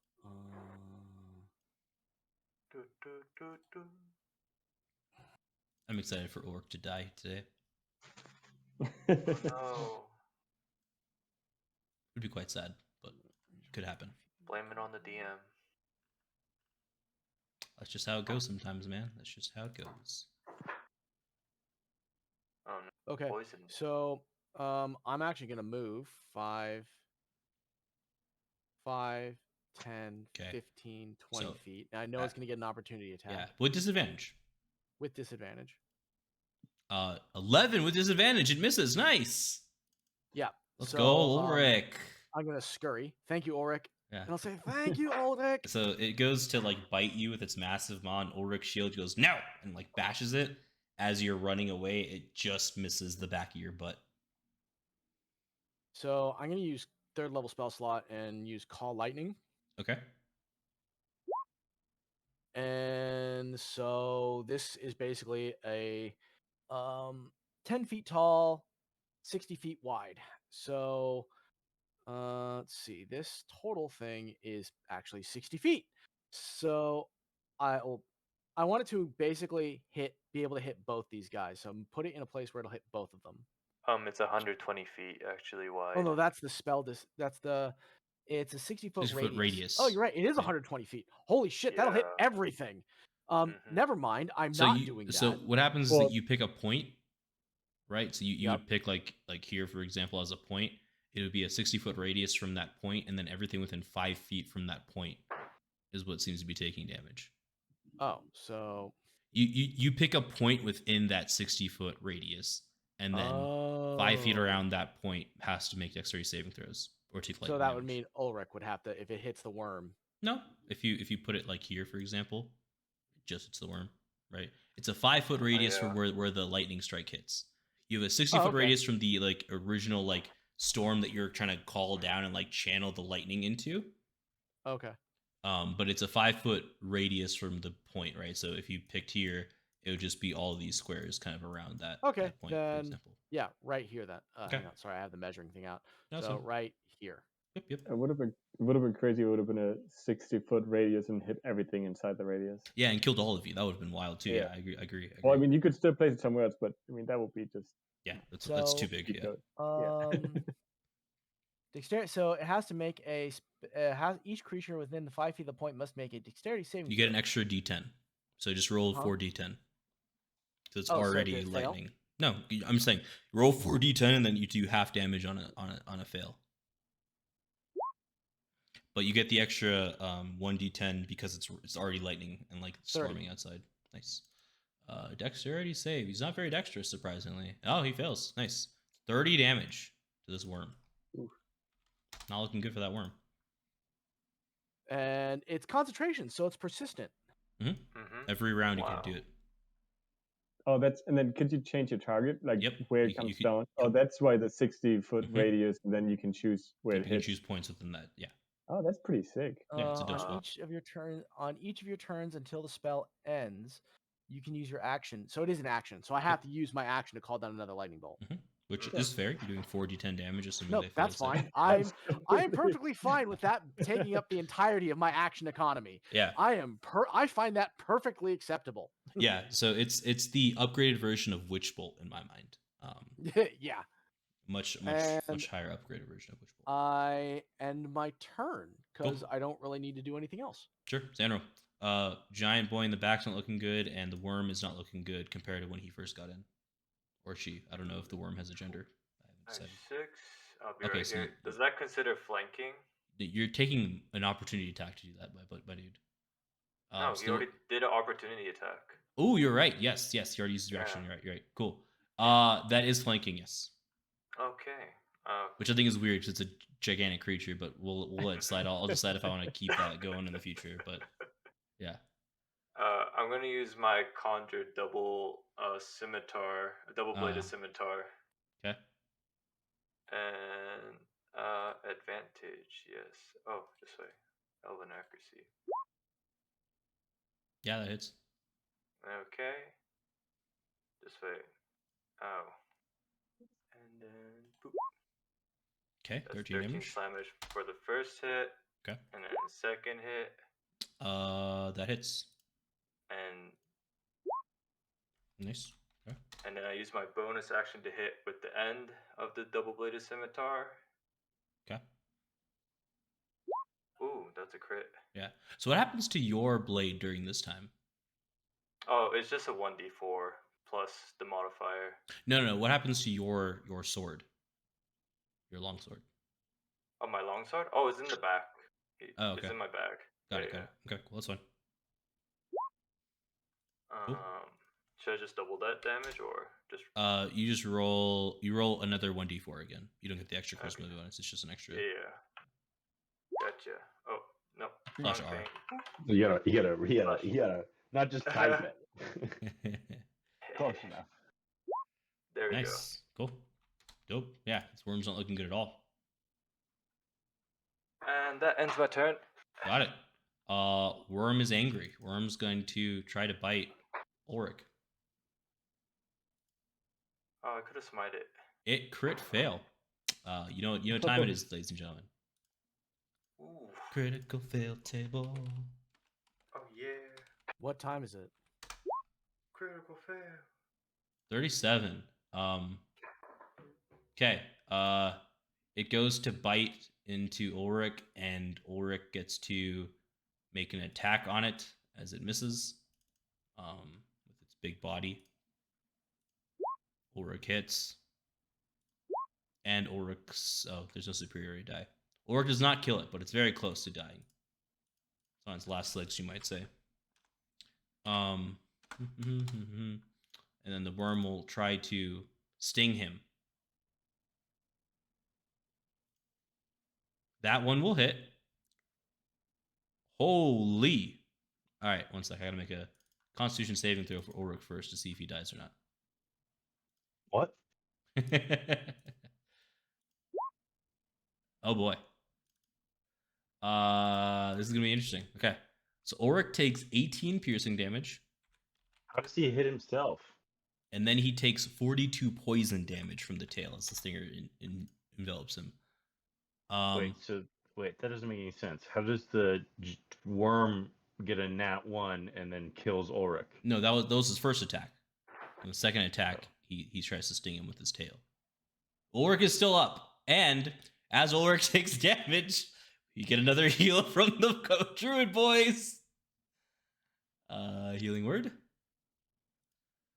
6 HP. All right, and that is the worm's turn. Elwarin.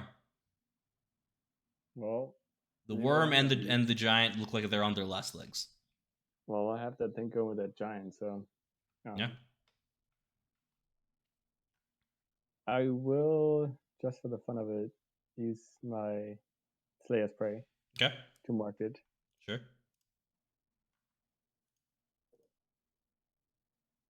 And then I will attack him.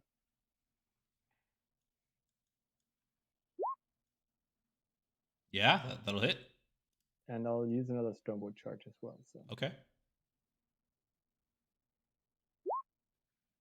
Yeah, so as that strike hits, the lightning damage that you had done to it that kind of burned into its chest, the bow kind of hits that same spot, and the lightning energy, like latent lightning energy of the bow itself with the extra lightning energy you added to it, explodes him from the inside. wonderful. And he's dead.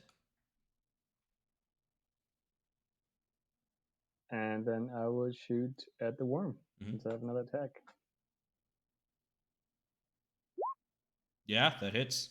And so the worm, as its tail kind of stings into Ulrich, looks smug, and then an arrow appearing in its blind spot, because it's a blind worm, hits it in the tail, cutting the tail off and hitting it right underneath its jaw where the opening is, and that seems to do it for the worm, as the worm also dies. Well, that was a fun encounter. Ulrich is like, huh! Yep. Almost died. Ooh, almost saw the light. God. So close, guys. So close. You boys in there got some more healing to help Ulrich out. Oh, yeah. And as you guys are kind of like hanging out, they all rush over to the man that is literally like wobbly on his feet. And they cast Cure Wounds. All of them do. We'll do it level 2. That's not a lot. It's 5. It's 15. Okay. It's 20 so far. They're gonna keep healing him up. Cure Wounds, level 2. Okay, that's 13. That's 13. Things are looking up, boys and girls. Ulrich is is a little over halfway now. This one will do it again. 16? Okay. And then they will all just one next to him will just cast another Cure Wounds level 1, and fully heals them up. Well, not too bad to have those guys with us, huh? Yeah, and they're like, I haven't used that much magic in a while. And all 4 of them just sit on the ground. They look exhausted for magic usage. They Well, you don't guys were- use magic like this on a typical day, as you guys can tell, just passively looking at them. Well, you guys rest up. I have a feeling this might not be the last time we need you. Oh, you guys do this on a regular. You guys, oh, Man, wow! I raged for nothing. You did. I'm sorry. You did.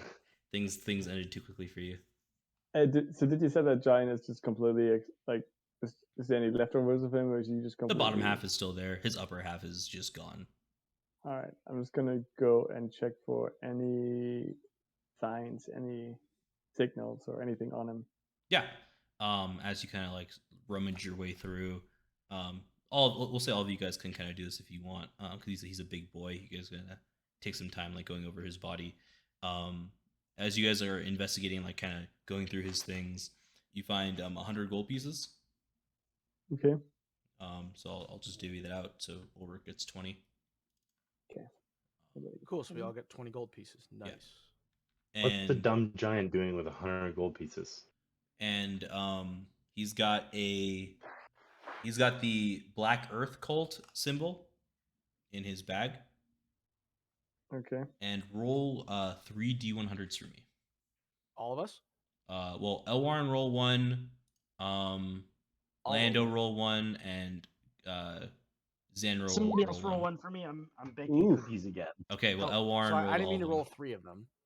Elwarin Elwarin rolled rolled 3 all? of them. Oh, nice. Jesus. Oh. All right, let's. Wow. Sorry, guys. First of all, He's like, I get to loot them? Me? hey, it was a pretty good roll. So Yeah, it's not bad. Yeah. You can't really be too upset. 99. So wait, just before we rolled, he had a Black Earth cult symbol. What else do you have? 100 gold. 100 gold pieces. Okay, and this is what we're determining That's that's about it. Now now. I'll hand the Black Earth cult symbol to Ulrich to add to his collection. So yeah, so I'm getting here. So there is. I need to look up what this is real quick before I say what it is. What is this? Oh, nice. Yeah, so you guys find a Periapt of Health. It's a neck item that makes you immune to contracting any diseases. And if you are infected with a disease, the effect of that disease is suppressed while you wear the pendant. You find 1 potion of superior healing. And you find 1 potion of speed. Hey, did someone want that earlier? That was me. Give the potion of speed to frickin' Lando. Yeah. Um, I like how Who you should give get this out, the, even though I rolled. who should it. get the Periapt? Who Who should made get you the Periapt captain? of What the wisdom? fuck? Periapt of Health. Disease of health. Periapt Yeah. of Health. You're probably the captain. And it's spelled like this. Here, I'll just copy and paste this into chat. That's how you spell it. For those that want to look it up in the compendium. And then you also got a potion of superior healing. I will take speed. Yeah, we'll give you the speed one, Lando. You can have that. No, it's just speed. Oh, you just want speed. He just typed in speed. The Did you look at needful. my inventory? No, that's my guess though. I guess that That's you wrote literally down. all I did. It weighs 1. Sure, yeah. I usually put 0.5 for potions, but that's fine. I mean, I'm Yeah, a really light barbarian, so I'm chilling. Yeah. I What were you can hold saying? on to this. I can hold on to this necklace unless BigYin is interested in it. Wait, say again? Periapt I of can Health. hold- It's a necklace that makes you immune to disease, pretty much. I mean, I think if anything, it should go to someone up front, but either that or the medic, so nothing can basically get him down. So the druids that you have with you got it. No, No. me. I'm just kidding. I'm just kidding. Yeah, well, that's why you weren't speaking up, so I said I can hold on to it unless you want it. So I'm offering. No, I it. was doing some deep thinking, and I was trying to think of where the best place to put it is. I'll take it. I'll take it. So is that in the compendium? Yep. Okay. Let me see if I can add that to my inventory. If you can't, there's another issue with your character sheet then. Oof. Okay. And I would just say let's give Do I that. just drag it into my character sheet then? Yep. You make sure the character sheet isn't popped out. It has to be within the same like window. So if you popped it out, Okay. close it out, and then just reopen it. I did pop it out, so Yeah, just close your character sheet out, reopen your character sheet, not without popping it out, and then you should be able to just click and drag.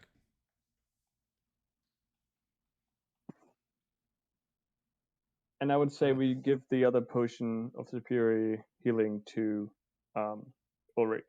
Yeah, that might be useful. always- He's the one taking a lot of damage, so it might be good for himself to be able to heal him. So, unless anybody has any objections, I think we can just add it. no, to I it. think that's fine. I find that perfectly acceptable. All right, cool. I have added it to his inventory. I was gonna say if anyone should have that, it's him. Yeah. He got If this- walloped for a shit ton of HP. in one Yeah, if this I- if this fight told us anything, it was that he needs some healing for sure. It's not that I'm not willing to heal him. It's more just like on the off chance that I can't do any more healing Yeah. Which on those yeah. rare occasions. Yeah. So rain is still coming down, and as it kind of washes over you guys, Elwarin, you see your bow. It tingles, but it still feels the same. The Thunder God aspect of it on the Storm Bow, it's written in there in Elvish. Okay. And you know it's a Storm Bow because it has the lightning bolt on it. That's how your mom kind of like pointed out to you. And I was like, wow, that's like really, like nobody's ever really seen that.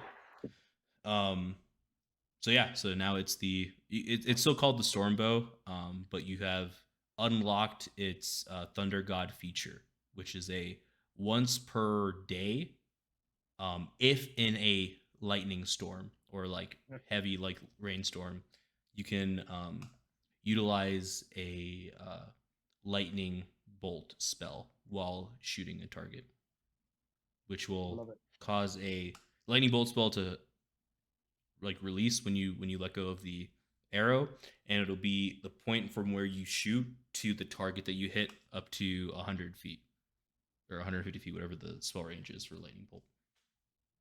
Nice.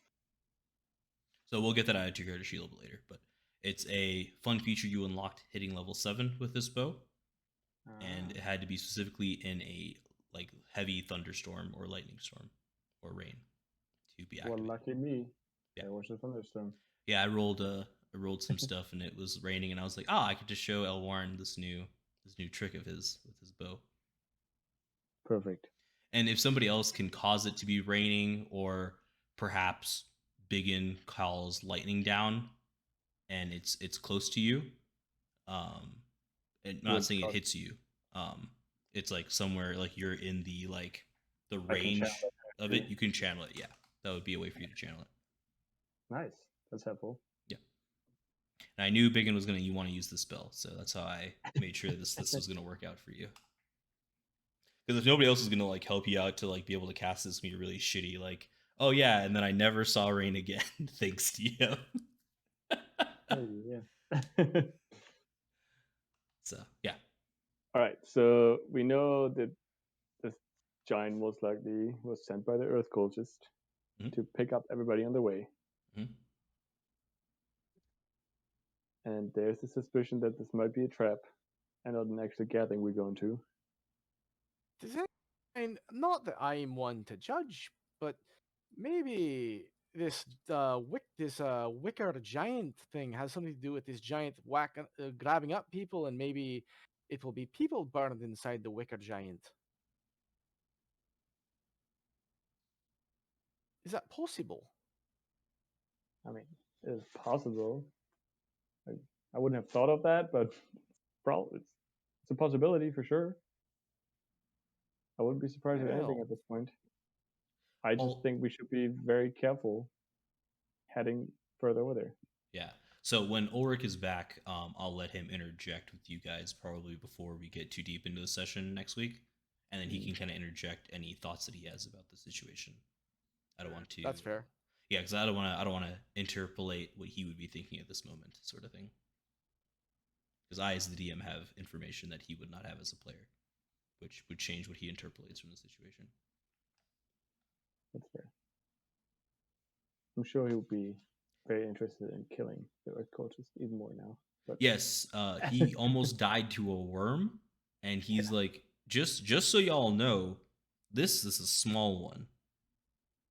You don't want to be fighting a real one, like the adult version of this. No. That's all right, folks. We no longer have a city kind of issue.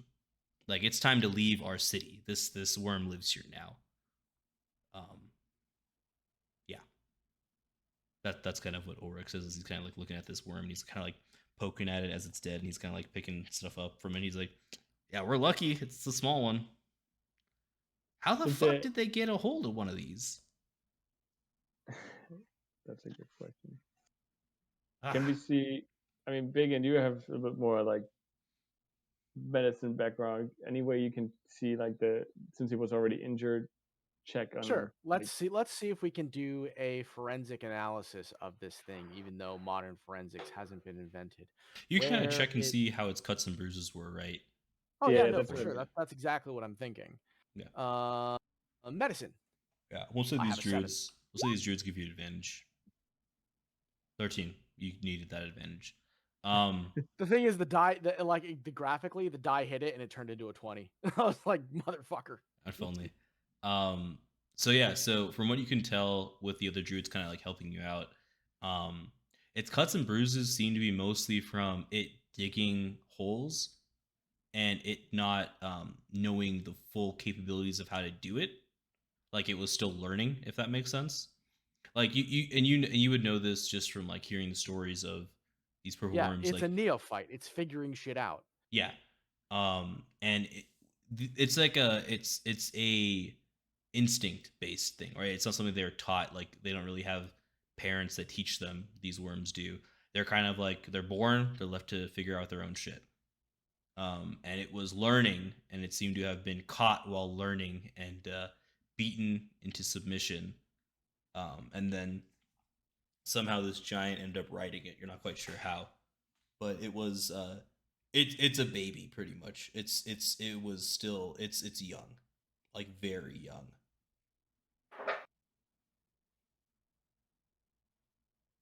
And I'll put my hand on the thing. It's like, what a shame for such a young creature to be treated in such a cruel fashion. And then you get swallowed. No, I'm kidding. I'm just kidding. It's alive. Yeah, it's alive. It's alive. But yeah, so this road is now completely effed. First off, you got a big ass body of a worm here, and you got half a body of a giant here.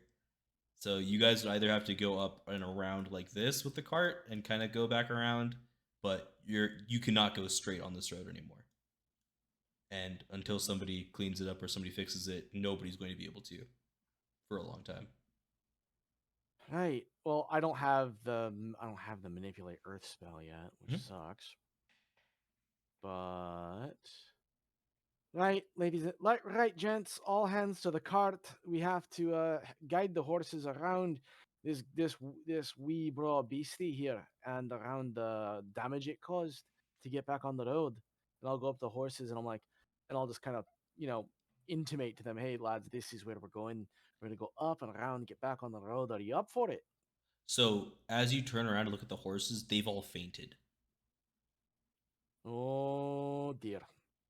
The worm got very close to the horses. I'll just look at the other druids. I'm like, lads, would you mind giving me a hand bringing these lads around? And I'll hand them all apples. And I'm like, we're just kind of like holding apples and sugar under their noses.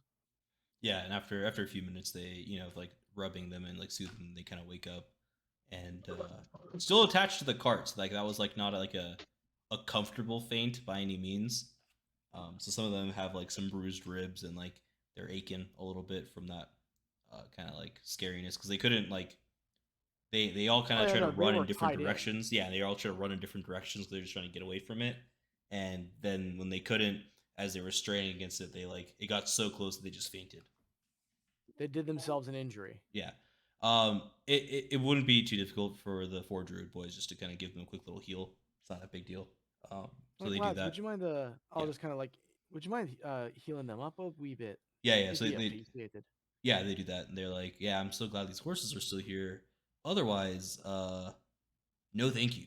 No thank you. I would not want to be riding around in the storm with a fucking giant and a god fucking worm. What? Yeah, we kind of deal with this on a daily basis. I don't know if we should be hanging out with y'all then, because I think we're just gonna die. We're not like cut out for this adventuring lifestyle. Well, from what I Man, can the see, road has all manner of dangers. you also survived because you were traveling around with us. True, but we may not have come across it if we weren't traveling with you guys.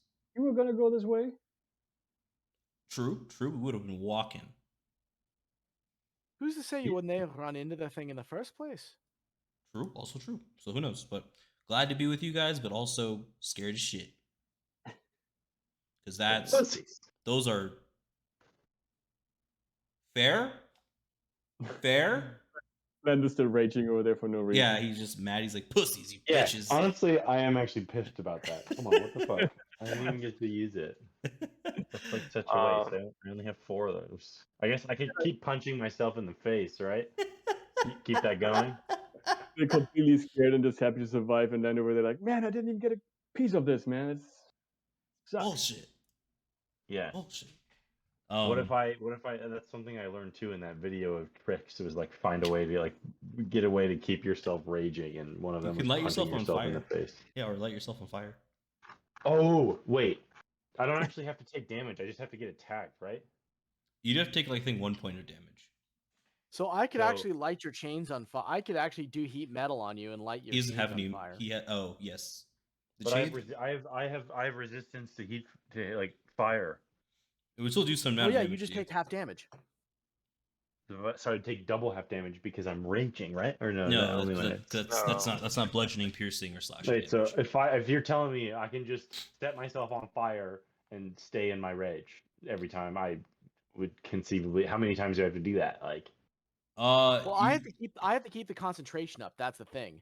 So it's I'm reliant talking on about me me like setting me So, on fire. yes, not setting you'd me have to on get some fire. oil, and you'd have to light yourself on fire with some like match or some kind of like that. And What then about my own ability to set stuff on fire? you can't. No, your own ability would not allow you to set yourself on fire. That kind of goes against. But I'm your setting ability. oil on fire, not me. Uh That oil just happens to be attached to me. let's talk about that. I don't know. That's Yeah, semantic. Well, I'm just thinking of ways that I can keep like ride, Sure. ride Yeah, the yeah. lightning. Let's talk about that after. Maybe let's work something out because I'm trying to think. I don't know if your fire ability is meant to like set like clothes on fire. It's supposed to be like things that aren't attached to people. I thought, but let me look into that and get back to you on it. I mean, we could find out another way to light him on fire, but the question is, Yeah. how often would he have to take damage if he would be on fire? Like Every round would that it he be- doesn't attack something else. So Yeah, it would but be what does that mean set up when we're doing shit like this? Like, am I still So it's raging every right 6 now? seconds. No, you're done because the rage will last a maximum, I think, a minute. Yeah. Mhm. So a minute has pretty much passed now. Okay. So I'd have But to if do you- it every. I'd have to do it every minute. Yes. No, your rage lasts a total of 1 minute, which is 10 rounds of combat. Huh. Okay. Can I attempt to harvest the purple wormling stinger? Sure. Roll a survival check to see if you can cut it off properly. It's a very high DC. Okay. Can I help him out Holy, and- yeah, Oh, nice. you cut off the stinger. You're not quite sure what you can do with it, but you do have a like intact stinger, and it is Nice. bigger than you. Oof. I was kind of like meaning to extract, poison or I guess the venom. Oh, you want to get like the poison sac out of it? Yeah. Roll The another. vial poison. Yeah, so roll another survival check for that. Oh damn, I'm kind of screwed. Yep. Yeah, so you got the stinger out, but you didn't get the poison part of it out. As you were kind of cutting the stinger out, What You if he hit the gets to poison flop sac. those because he wanted the one but not the other? Oh, if you just want the poison sac over the stinger, we can do that. Yeah, I just wanted the poison stack. That's fine. The poison sac is also bigger than you. Oh no, I meant like a vial of poison, not like the poison sack. Oh, Like do you extracting have? that out. Yeah, we'll say you have a vial on you. Yeah, you can extract it with that 20. That's fine. Okay. Um, Okay. Thank you. yeah. Sorry, I was trying to figure. You said you want the stinger, and I was like, okay, you can cut the stinger off. And I was like, and then you're like, can I have the that's poison it. sac? I was like, what's happening here now? Yeah, that's fine. No. I just yeah. wanted a vial of poison from it. Yeah. Because it's a purple wormling, so. Yeah, you extracted a vial of poison. Nice. Thank you. Yeah, it is raining though, right? So you do have that, and you have to stop it pretty quickly, or it will be diluted with the rain. So you are able to do that, but additional attempts to get poison out will require survival checks just to make sure you can get it from being diluted with the rain. This one is fine. Yeah, just that one you have right now is fine. Yes. Okay. Elwarin, you're saying something? Was I? I thought you were trying to say something as he was asking to cut off the tail, which he then meant poison sac. Oh, just at the beginning, I was just gonna give him, like, help him out to give him advantage, but it's all good. Yeah, he got it with a 20, so everything's cool. I need to figure out, Zanril, why your rolls aren't rolling with advantage. Naturally, I'll have to figure that out. I thought I checked that on your character sheet, but I'll look into that later. Okay. Maybe it's with all your macros that you've added that it doesn't require. Yeah. I don't know. It gives me an option for advantage and all that, so. Yeah, you should just roll with advantage if you can. Yeah, everybody else rolls with advantage with everything they do. It just makes my life easier. Okay. Because it also rolls disadvantage at the same time, right? So if you have a disadvantage roll, you get both at the same time. It's just that I have elven accuracy and all that, so it's kind of just. Yeah. What I'm saying is, like, on your character sheet, there's an option in like the gear tab that is just like always roll with advantage. So that one should be on, but I'm not sure if your macros are kind of interfering with that. If that makes sense. And that's why when you roll regularly, it just does regular, which is, like I said, not a huge deal, but it just looks different than everybody else's. So wouldn't make you feel more cohesive with the group. But cool, yeah. So if you guys want, you guys can try to spend some time to like carve some of the stuff for the purple worm, like try to get maybe some purple worm armor or some scales or stuff like that from it if you guys wanted to try. But it will take you guys a good chunk of time to do that. It's up to you. I know that Elwarin is gone for a second, so I'll wait for him to come back anyways. We can wait for Elwarin to come back. I think how long would it take, DM? Depends on how much you want. I would say every, we'll say 4 to 5 feet would take you an hour with a high enough survival roll check. Okay. What about? I'll focus on moving the cart, on getting the horses and helping. And if Ulrich will help me move the cart, then if Ulrich and the Druids will help me move the cart, we can get it repositioned if these guys want to try and harvest some stuff. Yeah. And I was like, I'll look over at Zanril. It's like, laddie, if you do any more harvesting, see if you can get some of them scales. It might be useful to me in the future. Might be useful to the group in general, yeah. Could make some dope ass armor with it. Or I can have a shield made of it, because as a barbarian, I have like no armor is best armor. Yeah. So I'm saying but you can have a shield. Yeah, I can. It just can't be made out of metal. Yeah. I said can. Yeah. I didn't say can. I already have a wooden shield, but it would be nice to have one made out of purple worm scales. Cool. Yeah, anyways, whatever. Yeah, so you can roll. I'll say that Elwarin's helping you out with advantage. Big Lando, if you also want to have a crack at it, Elwarin will kind of help you out, giving you guys advantage. With what am I rolling against? Survival? Yeah, survival. You're trying to carve up this boom. Terrible. You did not carve anything out that was of use. You got a tooth out, but you weren't able to get any of the scales off. And the tooth is rough, to say the least. Zanril? Oh yeah, one moment. I'm trying to get rid of the macro that I'm using, but oh no, it's fine. Like I said, we'll figure it out later. I'm not too concerned about it. We can figure it out later. Just do advantage.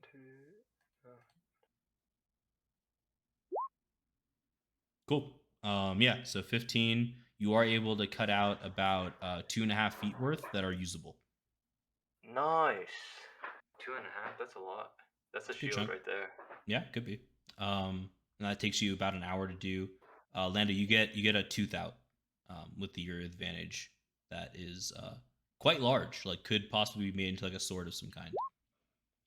So Elwarin, what you missed out on was you were helping Zanril and Lando cut out portions of this worm to be salvaged. Zanril got 2.5 feet of the scales with some flesh off of it, and Lando cut off one of the big teeth that could be used to create a weapon in the future. Nice. Cool. Yeah, that could help. Yeah, so that took you guys about an hour and a half with the horses and all that stuff to take care of that. And the weather is still the same. Yep, weather's still the same. All right. That means I am recharging my snowboard charge. Mhm. Can we just say it's been 2 hours so I get 2 charges? Yeah, I mean, you guys can just wait the 2 hours. It's fine. It doesn't matter. We're going to be... Yeah, it doesn't really matter too much because you guys are going to be on the road again soon. But this is actually a moment where I can use that recharging since there's... I'm saying what I'm saying is like the time between doing an hour and a half versus 2 hours is negligible for this trip, right? Yeah. So yeah, Exactly. I would feel like you're kind of feeling like the tingles from the bow, and you're like, guys, can we just wait like another half hour, just really soak in what we accomplished as the storm bow charge responds, and you're like, yes, we can go now. I mean, we also don't even have to sit. Like we can just keep moving, and the time, So yeah, exactly. Cool, yeah. So then you guys keep heading out. You guys make it out of this spot here. And you guys are kind of just in the middle of the hills at this point. Let's bring you guys over here. This is the same map I know we used last time. I need to delete a few things. We're doing that. And you guys are roughly over here. I'm getting you over there, Zanril. 1 second. Gotcha. Okay, since we are traveling through the mountains now, I'm just gonna pop this real quick because this is one of my favorite terrains. Okay. Which gives me just very alert to danger. We can't get lost and stuff like that. So just so everybody's aware of that. Yeah. Nice. Yeah. So you're in a good spot. It seems like the other kind of animals in the area are keeping a wide breadth from you guys. They're not seeming to wanting to get close as you guys are kind of making your way through. And you make it roughly 3/4 of the way to the spot you're trying to get to. So let's move this over to the map over here. You guys make it to roughly here on the map. And you're looking to get roughly right about here. So you're pretty close, but the sun is setting, and it's time to like sleep. Like the horses are dead tired, having to deal with all the rain and all the mud, and especially since you guys got to the mountain part, it got a lot slower moving through with all the mud and all the rocks and everything like that that's been kind of slushing together with the heavy rains. How many days out from the actual meeting are we? You guys are, if you were to have like perfect weather, 4 hours maybe by walking. So if the weather somehow turns to being a perfectly sunny day and there's no longer like heavy mud and heavy issues like that, with the cart it would take you guys roughly an hour, maybe an hour and a half. When does thing kick? How many days until this thing kicks off? You guys have two more days after tonight. A bit of table talk, guys. Radical idea. Why don't we plant the tree and just burn 40 out the remaining hours I need to get my staff back, and that way I'm in a better shape to deal with any kind of crazy stuff that might happen when we go to this freaking ritual thing. That's about good. Yeah. Yeah, I mean, it seems to be. I mean, since we definitely want to check it out. I mean, there's not much else we can do in these mountains other than just hanging out. Let me go sell the druids on this. So, before you do that, the other option would be we could actually try to get like even closer. And is there a way, like when we enter the tree, is there a way for us to like spy outside as well, or do we just have to? Oh, we can just stick our head out the door, and there's windows we can look out of. Yeah. We're completely disguised. So that's what I'm saying. If we get closer to the event and we're actually ahead of time, and we would park the tree somewhere there, we might have like we would actually see who's coming in and out and what's happening. That's Whereas actually a better idea. I like that idea. right now, it's kind of like we still have to Middle of travel. nowhere. Yeah, so you guys could push through the night if you wanted to get there, at like midnight roughly. But you will we be pick up what, a point of exhaustion? 1 point of exhaustion until you take a long rest, which goes away after the long rest. But the And we're issue gonna with take- exhaustion is that it's disadvantage on every single ability check. But we're going to spend 40 hours on the tree, and all I have to do is plant the tree. So assuming we don't get attacked, Yeah, and I mean, even if we were like an hour away, that would put us closer to get more chances that people who are traveling in might travel by, right? Just I so think we're already an hour out by cart tomorrow if the weather's fine. Yep. Currently, So it's a assuming- 4-hour ride from Yeah, the so- way the weather is. So I'm saying it's like 8 o'clock right now in the evening, so Yeah. it's like time to go. Like the sun has set and stuff like that. So if you guys wanted to, you know how to get there because Elwarin's not going to get lost, and they kind of showed him on the map where to go. So he's pretty confident he knows how to get there. And you can take the next 4 hours and just ride the cart out to the meeting spot, and then plant your tree in a nearby like forest grove area, and just set up shop there. And you can spend the next 38 hours just kind of resting in that tree and having everything work its way through. I think that might be a good idea. It might be worth trying to get there now. What is that? Does that sound good to everyone else? I'm fine with it. I'm down. All right, we'll proceed that way, DM. Cool. All right. So yeah, you guys keep moving forward. Like Elwarin said, he cannot get lost. So you guys are in a really, really good spot for all of that. Oh, dope. This exists. I'm so happy now. Cool. And so you guys end up landing over here. And I need to pull your characters out. So do give me 1 second if you don't mind. Oh no, dark. Yeah, the darkness has hit. I can't see. Oh no, even with dark vision. Right.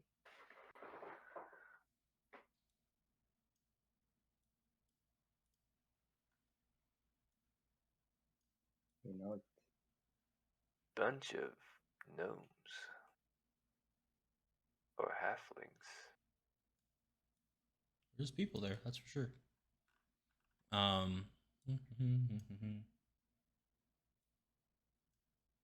Yeah. So as you guys kind of pull up, you're not actually like at this point yet, but the bonfires kind of are lit up, so you guys can kind of see the areas that you see right now. You guys are about, we'll say, an hour in this direction, but the bonfires are, 10, 15 feet tall at this point. They're going, and so it shines a fairly good amount of light in this space as you see people are like talking and like partying, kind of having a good time. And the 4 druids that are with you are say, "Oh," and they had fallen asleep in the cart at this point.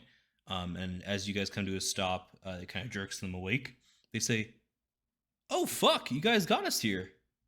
Wow, excellent.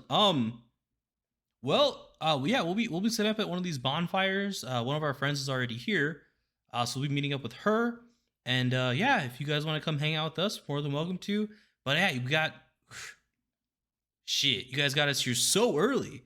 I think we got 2 more days before this thing gets going. So if you guys want to hang out with us, you're more than welcome to. Or you guys can kind of do your own thing, and we'll hopefully see you when this thing starts. Yeah, And- we'll check Yes, what we'll we join need. you eventually. We're just going to go set up a bit of shelter. Yeah, that's fine. Our friend fortunately has some tents for us, so we should be in a good spot. But yeah, give us a holler when you're ready. And they kind of wave away as they start walking towards the space, and they disappear into the darkness as they come closer to this fire over here. And then they kind of disappear as they keep walking past.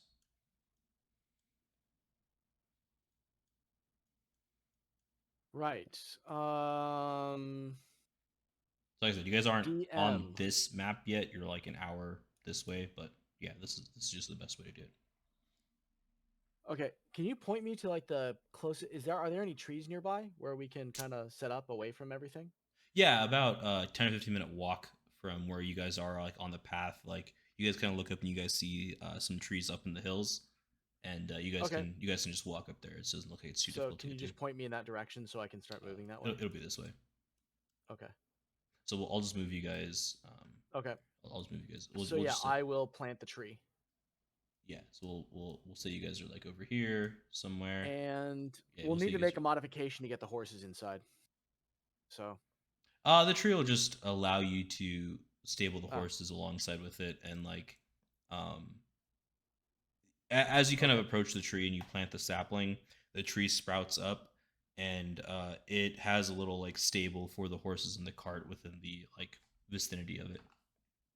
I'll say, right, you lads proceed inside. I'll take care of the horses, and I'll unhitch them, and I'll whisper to them what good horses they were, and tell them they were so brave with with dealing with that big bad giant. I'll give them extra apples, and while I give them a good brush down, and I'll put the cart away, disassembling the cover construction and draping it somewhere so it can dry, and just tell the horses they're good, make sure they're fed, watered, and then I'll go inside to go talk to the lads. Cool. Gotta add another level for stables in here, huh? No, that it's outside. Exterior. Yeah, it's on the exterior. Is Zanril not in here? He's not. Let me toss him on here real quick. Okay, cool. There we go. Cool. So wait, so I'll kind of look at Zanril and I'll say, right, you've never been in here before. Well, Yeah. let me give you the tour before the caretakers arrive. Or have they shown up already? They are there. They are ready. Okay. I just haven't pulled their character sheet out yet because. All right, so I'll just nod to the lads and I'll say, right, War. Mactheros. Oh, you're here. Not you're in the collective, not in your individual form. Right. War. Right. Well, I'll indicate Zanril and I'll say, this is Zanril. He'll be taking over Cromwell's room. So please remove Cromwell from the guest list and pen in Zanril here. Zanril, go shake Mactheros' hand. They spread apart. They split up when you say that, and then you see Mac walk over. He's like, BigYin. Yeah. Taking off. Yes, so we're taking off Cromwell indefinitely and adding Zanril on. Indefinitely, indeed. Got it. You just see him kind of cross something out. You write Zanril. He's like, need you to sign this, please? And he has a little line next to your name that he's written in his little little wood sprite or his little wood blight handwriting. There's a line that says, please sign, and I need some of your blood. Whose blood? Yours. Oh, okay. I take out my dagger and. Man, everybody just needs our blood for everything. Did we give I blood? like cut my palm. Yeah, I don't think we gave them blood. You guys have come in here bloody enough that it's worked out. You guys have dripped blood into this space plenty of times. So not like, willing. You're saying. I mean, you guys just came in here beaten and bruised and bloodied, so like. Well, I'm just saying, no one told us. No one has told you this. Yes, so this is like, so for the rest of you guys, it's a shock. I don't know if BigYin cares that much. And as Ulrich hears blood, he's like, "Hey, wait, I don't remember." Ah, fuck, you guys got me.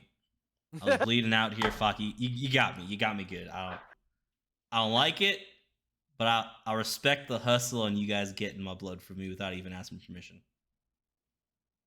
Yeah, and they're like, yeah, just let that blood drop to the floor.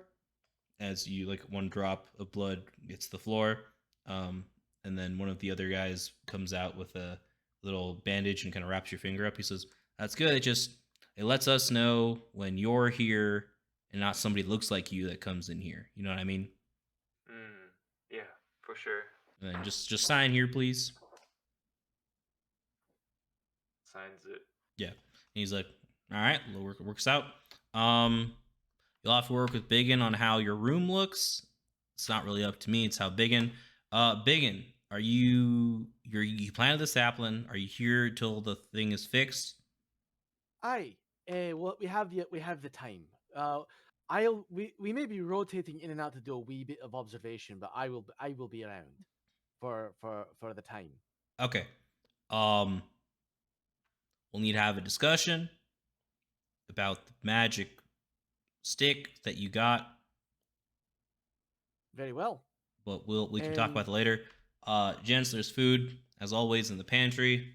Help yourself, and you know where to find us. As he dissolves back into the tree.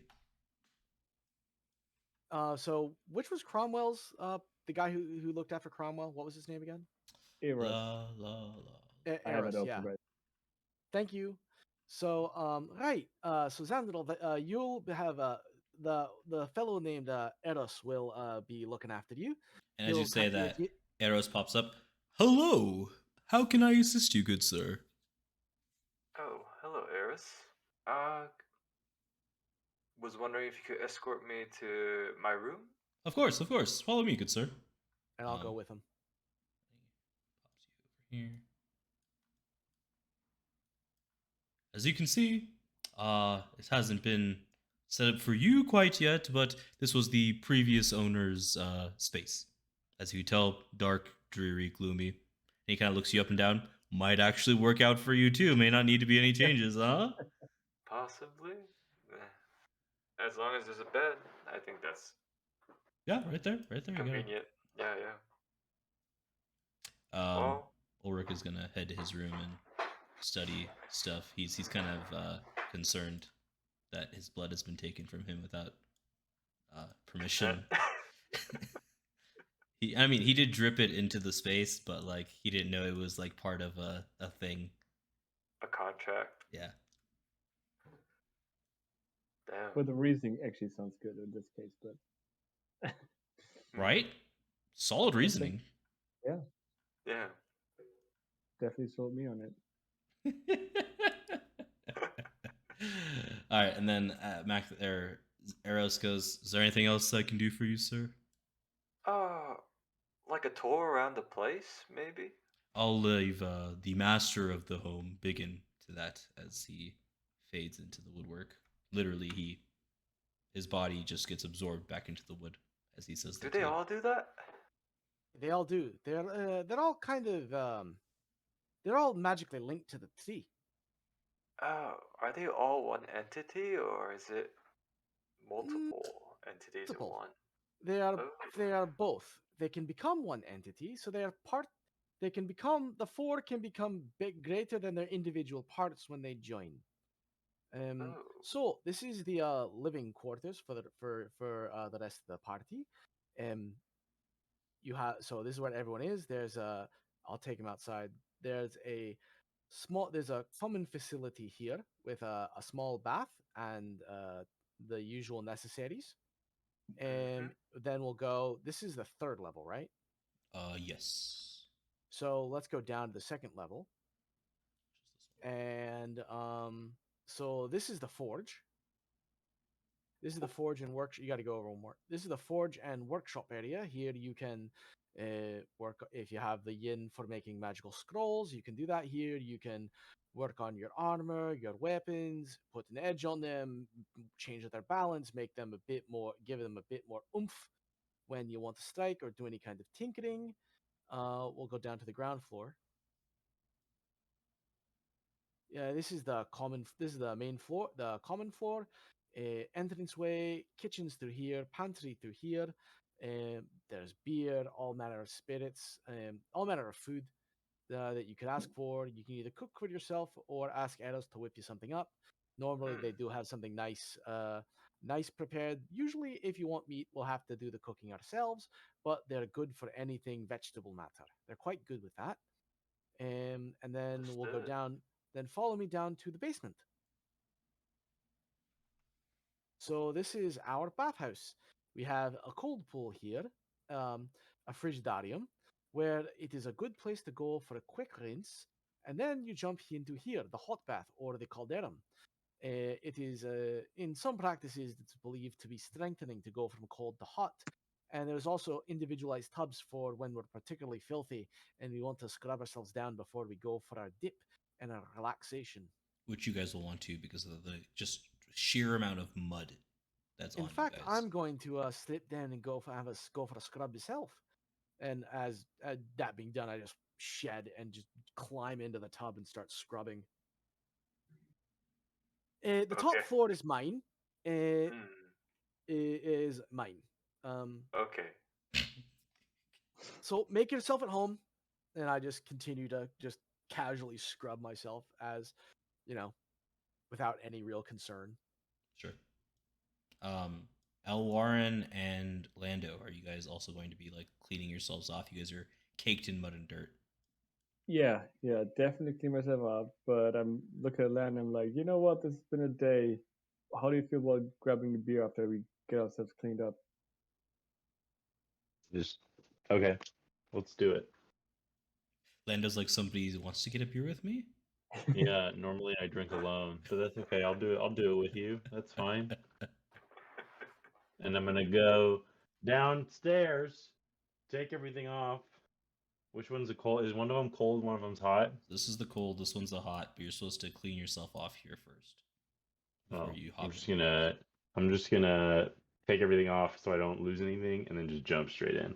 Cool. As you do that, the tree starts to shake. And bubbles start to form in the heated pool. Okay. Hell, I didn't even know it had that function. Why did it do that? And Is it jacuzzi? if only, dude. If only it was that if it was that nice. Sense that the water is dirty and then it starts to clean itself.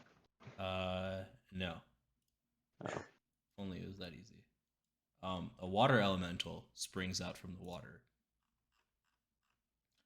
and shrieks at you. Clean yourself before getting into the bath. And I need you to roll initiative.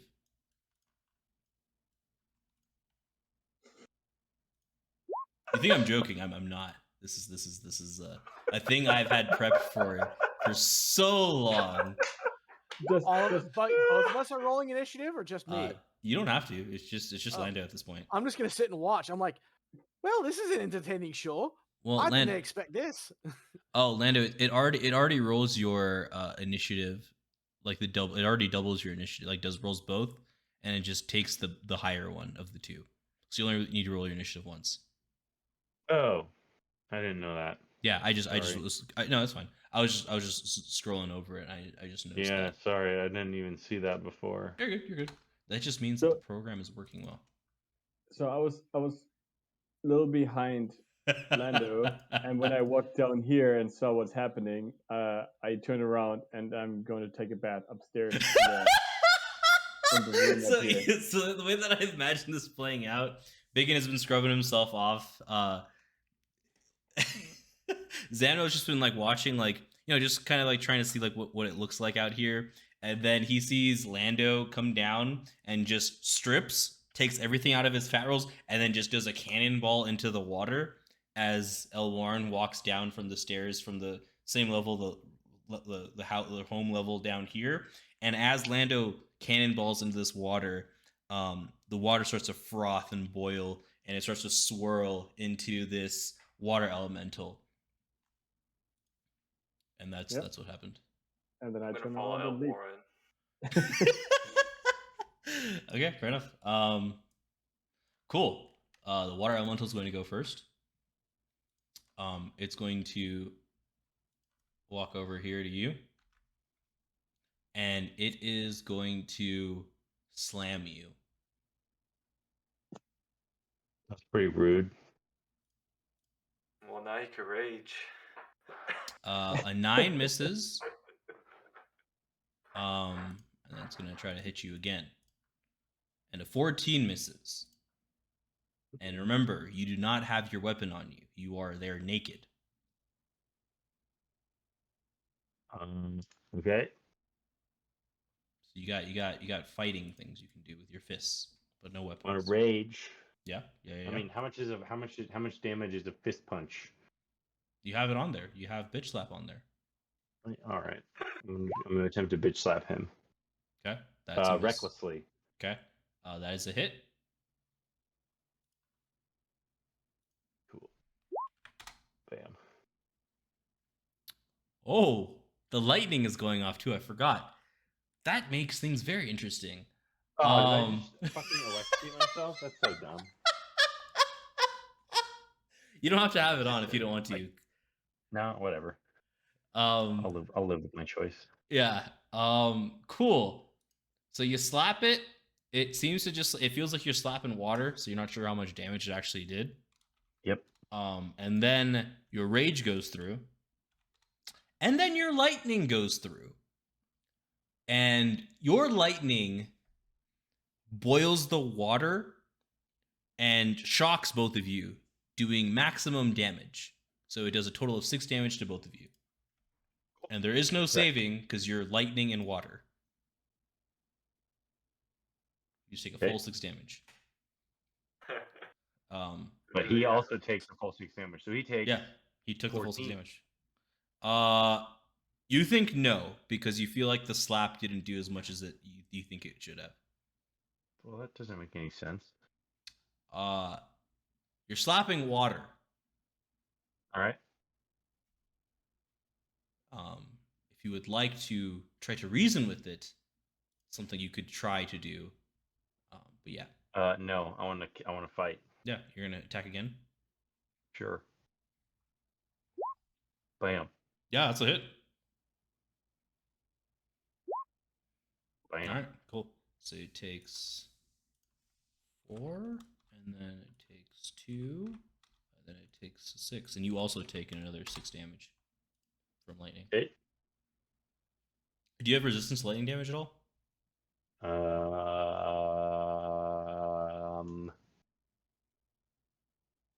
I think so.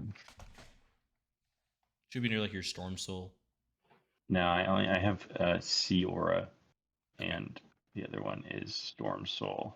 Okay, got it. Desert Soul. Okay. Okay. So it's going to try to whelm you. Whelm me? Yeah. So each creature in the space, aka you, must make a DC 15 Strength saving throw, which you have advantage on because you're raging. On a failure, you'll take some damage, and you will be grappled. And you will be unable to breathe unless you can breathe water. Right. So go ahead and make saving throw. Yep. DC 15. You have advantage. I have advantage on that. Mm-hmm. Yeah, you save. Nice. So it tries to it tries to overwhelm you with the water, but you just kind of swim out of it and kind of like slap it. And you're like, no, bad, no. Don't I get pushed away, right? Yeah, and so you get pushed away. You can get pushed out of the water if that's what you want it to be. Boom. Yeah, and it just as soon as you step out of the water, it vanishes. That was stupid. I feel like I just waste moments of my life there. Perhaps. I'm gonna go shower off, fucking jump back in the water. Oh yeah, so you wipe yourself down out here first, and then jump back in the water. But I want to jump in the water, but both my middle fingers are out when I get in the water. I'm Cool. just flipping off this water. Yeah, nothing happens. Cool. Dope. Yeah, BigYin, you got to see all of that. Oh, that's fantastic. That's hilarious. What a wonderful show.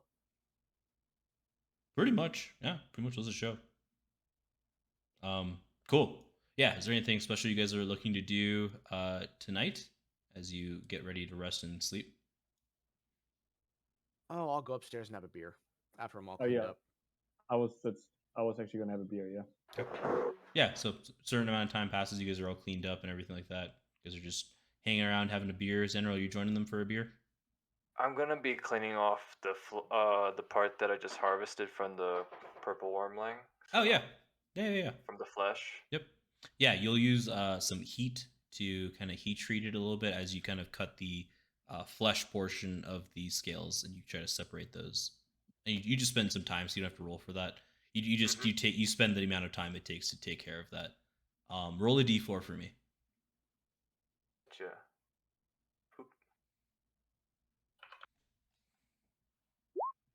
Okay, cool. So it takes you 3 hours to do all that. Oh. Okay. Because of how exhausted you are. Mm-hmm. And then eventually you'll roll into your bed and go to sleep. Yeah. Probably after that, yeah. Yeah, you're just like, fuck. Like towards the end of it, like you're not even sure if you're looking at the like your skinning knife or your fist anymore, and like Mhm. where the scales are, you're like losing it. But you finish it, and you're like, "Fuck, I'm gonna go to sleep." And you can either you take the scales with you or you leave it there. It's really up to you. It doesn't really matter too I much. take the scales with me. Yeah. Yeah. Cool. Yeah. So the rest of you guys are kind of hanging out. The three of you are hanging out, having a beer. We'll say Ulrich probably joins you at this point. He's just whoo-wee, guys. Lando, BigYin, if you guys want to be over here, you guys can. It is like 1 a.m. at this point. Yeah. So BigYin, you what, coming? what's It's oh, sorry. I just didn't move my token, my bad. Yeah, you're good. Cool. Yeah, so y'all are just sitting around having a pint. so what's the plan for the next 2 days? Well, I need to I will need to have a talk with the lads and try and figure out what's going on with the staff. Where they're going to use, I'm going to mainly be focused on that, use as much time as I can towards that. I think the sneakiest of the sneaky boys should go out and make sure that we get as much intelligence as we can obtain. Would you agree? Yeah, I think since we at least 4 of us can go out and go around and check out the area and see who's there, we should definitely take some time and talk to people and find out more about this gathering. Yeah, Aye. Ulrich agrees. He's like, the one thing he will say is we should definitely be careful. That worm and that giant attack definitely wasn't a coincidence, he thinks. I Definitely agree. something afoot. Yeah. It certainly wasn't normal, that's for sure. It might be worth inquiring if we can find some more information about this ritual of the Wicker Giant and what it might entail, and a bit more about this druid. Not asking the pointed questions, admittedly, just doing, just inquiring for the well, the ignorant of this great new man, so to speak. Yeah. Ulrich agrees and thinks you guys should turn it in and then try to have a as early as a start you guys can after having, full 8 hours of rest. Sounds good. Cool. Sweet. Yeah, so we'll call it there. Thank you guys for playing, and we'll hopefully pick up again next week.